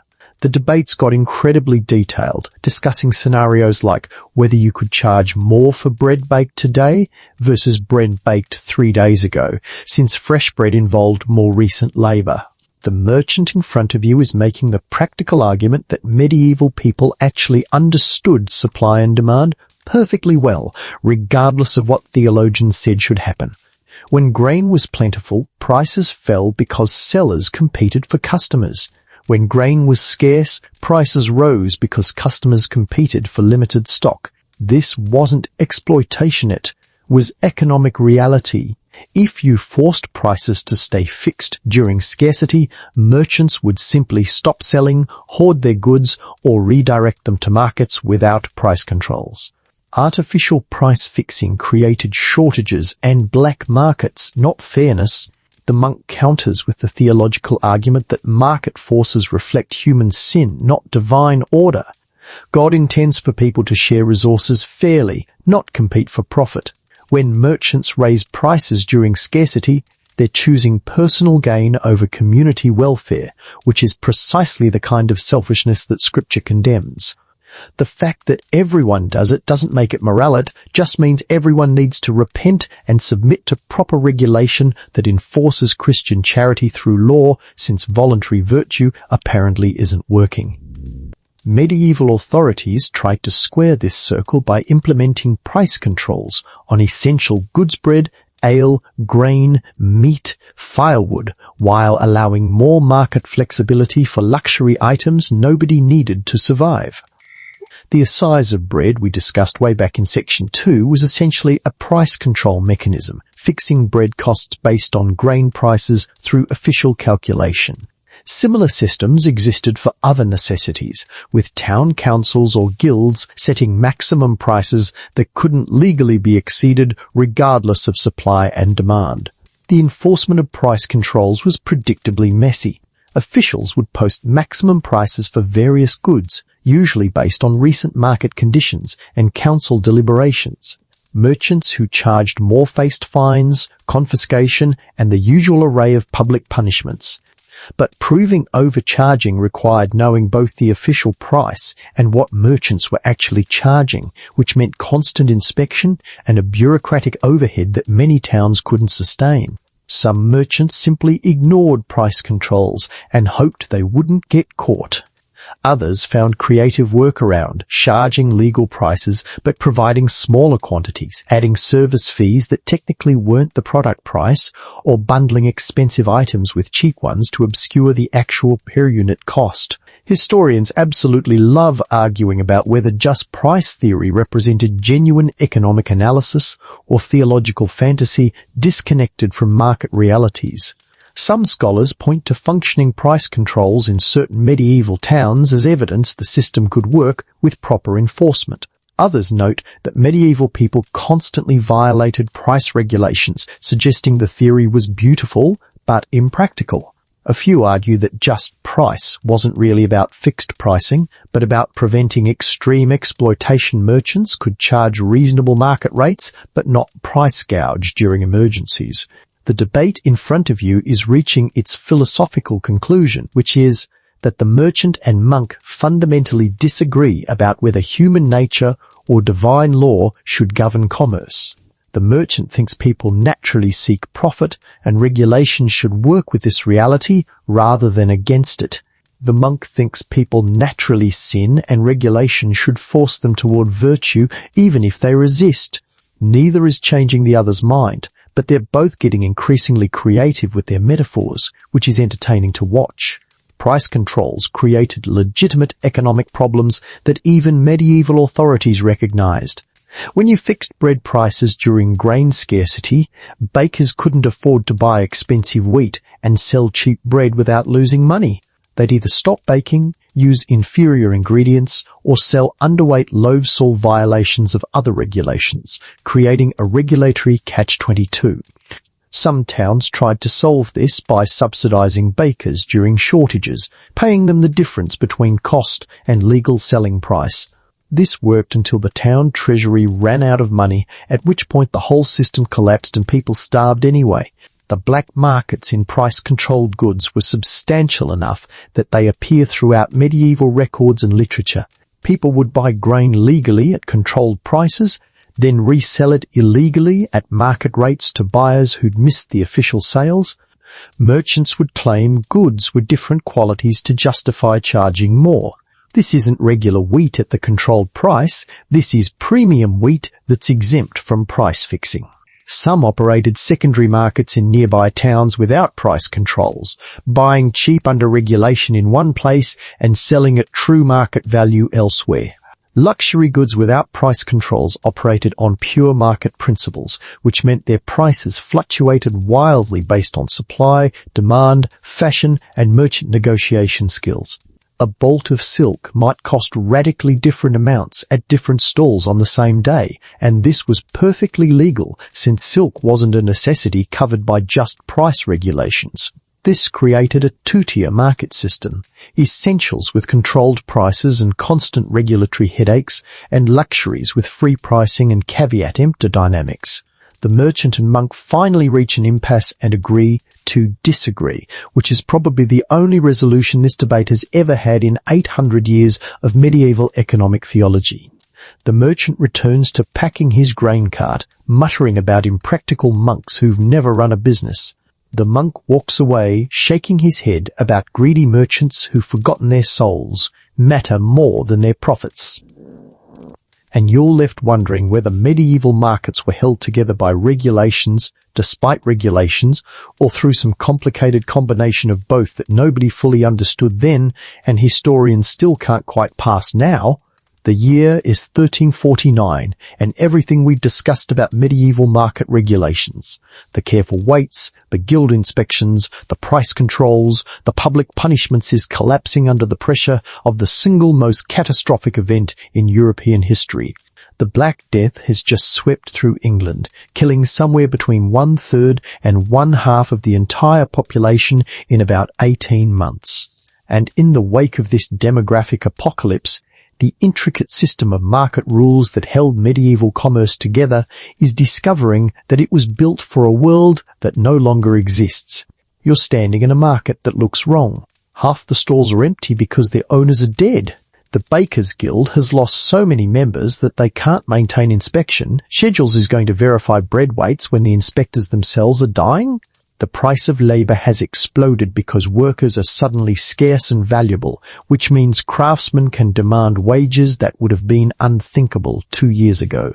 And the authorities, they're trying desperately to enforce pre-plague regulations in a post-plague economy, which is going about as well as you'd expect. The surviving workers have figured out basic economics with stunning speed. When half the population dies but the demand for goods and services remains roughly constant, the remaining workers can charge whatever they want. A baker who used to earn 3 pence per day is now demanding 9 pence and getting it because there aren't enough bakers left to fill the need. A carpenter who could barely support his family in 1347 is now wealthy because lords are competing for his services to repair estates that lost their entire labour force. The rigid wage structures that guilds and town councils carefully maintained for generations have evaporated in less than a year. The English government's response was the Statute of Labourers in 1351. A law attempting to freeze wages at pre-plague levels through the sheer force of royal decree. It failed spectacularly. You can't legislate away supply and demand. And trying just created a massive enforcement nightmare where officials chased workers who refused to work for artificially low wages while employers secretly paid market rates to secure labour they desperately needed. Historians love pointing to the Statute of Labourers as a perfect example of authorities completely misunderstanding economic forces while creating regulations that everyone ignored. Price controls on necessities faced similar collapse. The assize of bread assumed a stable relationship between grain prices and labour costs, with predictable profit margins for bakers following clear formulas. But when grain prices tripled because fields lay unplanted for lack of workers, and when surviving bakers demanded higher wages because they could work anywhere they wanted, the whole calculation broke down. Town councils tried maintaining old price controls, which just meant bakers stopped baking or moved to towns without regulations. Consumers faced a choice between paying illegal market prices or going hungry while waiting for legal bread that never appeared. Guild quality controls became unenforceable when guilds couldn't maintain membership levels. Who inspects the cobblers when most guild inspectors are dead? Who verifies weights when the officials who maintain church standards are buried in mass graves? The system had been designed for stability and predictable conditions, assuming that guild membership would remain relatively constant and that economic structures would continue generation after generation with minimal change. The plague destroyed that assumption overnight. Some towns tried adapting regulations to new realities. They relaxed guild membership requirements to allow untrained workers into crafts that desperately needed labour. They adjusted price controls upward, accepting that pre-plague prices were impossible to maintain. They suspended certain inspection requirements temporarily while trying to rebuild administrative capacity. These pragmatic adjustments helped, but couldn't fully replace the elaborate regulatory infrastructure that had taken centuries to develop and depended on population levels that no longer existed. Other towns doubled down on enforcement, convinced that stricter punishment would bring workers and merchants back to compliance with traditional rules. This failed even more dramatically than adaptation strategies. Workers fled to towns offering market wages rather than submit to legally mandated poverty. Merchants moved to jurisdictions with flexible regulations. Some simply operated in black markets where they could charge actual market prices without harassment from officials trying to enforce impossible rules. The 100 Years' War between England and France, running roughly from 1337 to 1453, added military pressure to demographic catastrophe.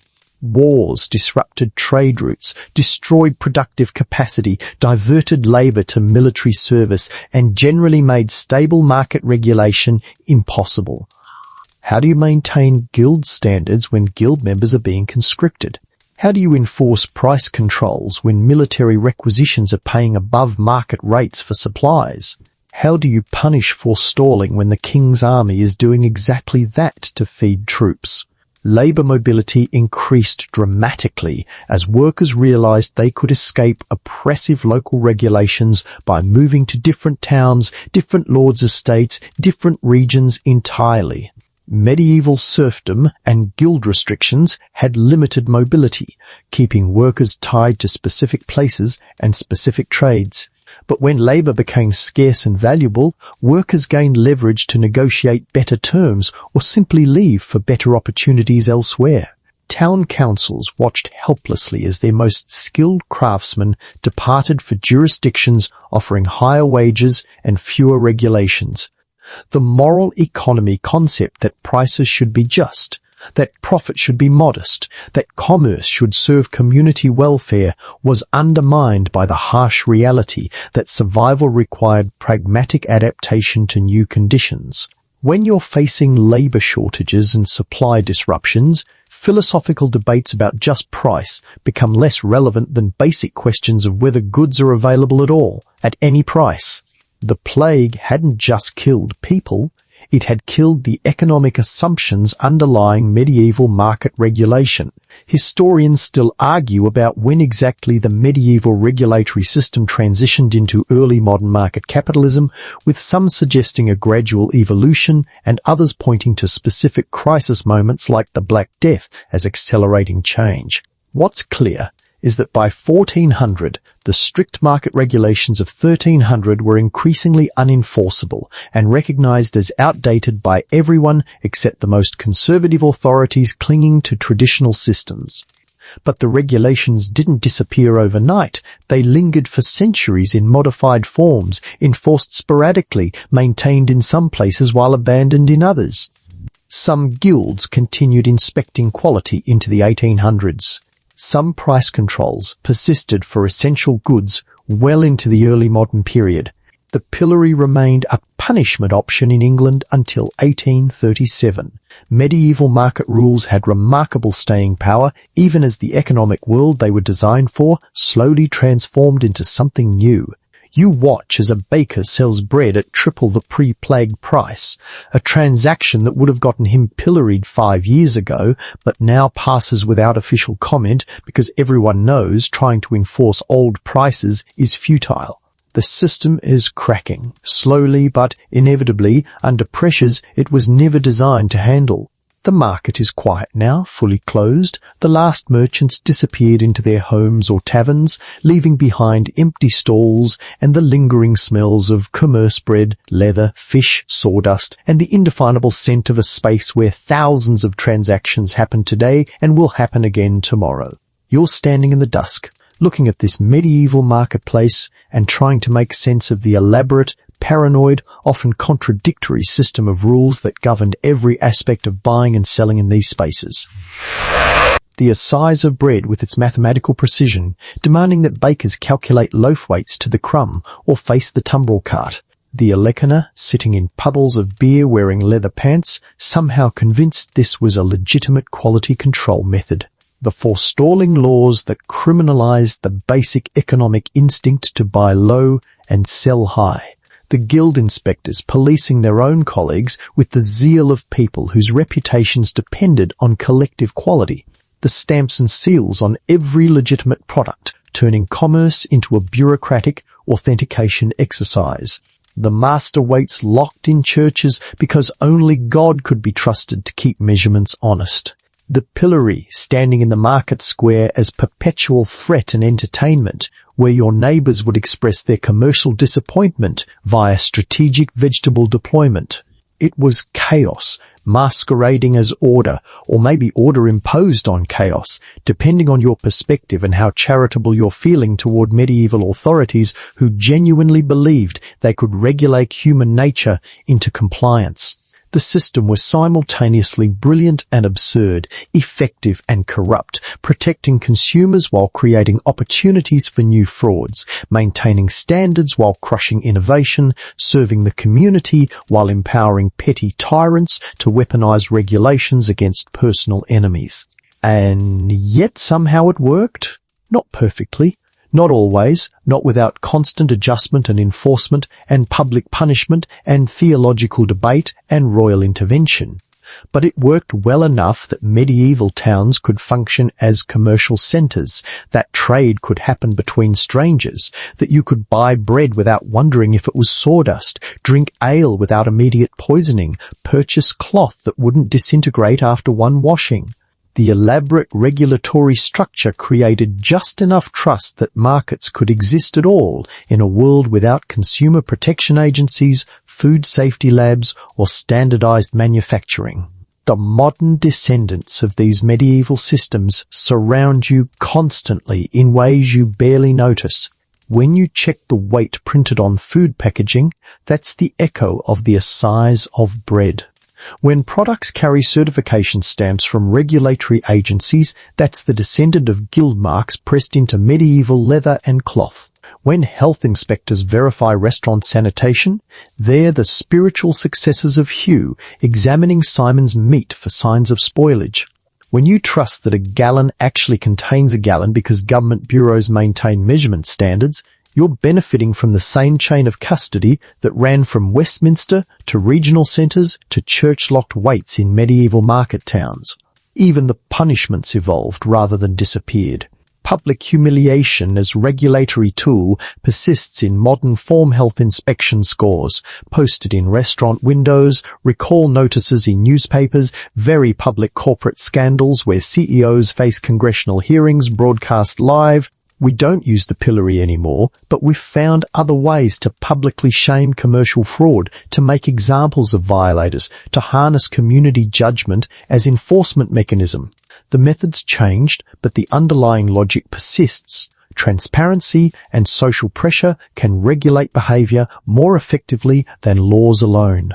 Medieval people understood something profound about markets that gets lost in modern economic theory's obsession with efficiency and optimization. They understood that commerce isn't just exchange of goods for money, it's a social relationship requiring trust, and trust requires infrastructure. The regulations, the inspections, the public punishments, the theological debates about just price, the paranoid rules about when and where trading could happen, all of it was infrastructure for trust in a world where you couldn't verify product quality through laboratory testing, couldn't sue for false advertising, couldn't rely on corporate reputations built through national marketing. Were medieval market regulations oppressive? Absolutely. Did they stifle innovation and economic growth? Probably. Did they create opportunities for corruption and abuse? Without question. But did they also make it possible for strangers to trade with some confidence that they wouldn't be immediately defrauded? Yes. And in a world without modern institutions to guarantee commercial honesty, that was actually a remarkable achievement. The market square is nearly dark now, and you should probably head home before the night watchmen start questioning why you're loitering in commercial spaces after hours, which, as we discussed in section 17, is its own kind of suspicious behaviour that medieval authorities definitely had opinions about. But before you go, take one last look at this space where the chaos of human economic behaviour met the order of regulatory ambition, where every transaction was simultaneously an act of trust and potential crime, where honest commerce and creative fraud existed in constant tension. Tomorrow, the market opens again. The bakers will weigh their loaves with nervous precision, remembering Geoffrey's ride on the tumbrel cart. The alewives will brew carefully, knowing Roger and his leather breeches might appear at any moment.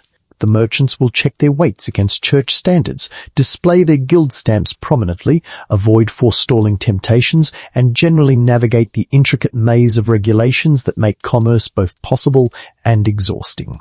And somewhere in all that medieval chaos, in the endless tension between rules and human nature, between enforcement and evasion, between community protection and individual profit, something genuinely valuable was created, the basic infrastructure of trust that makes markets work.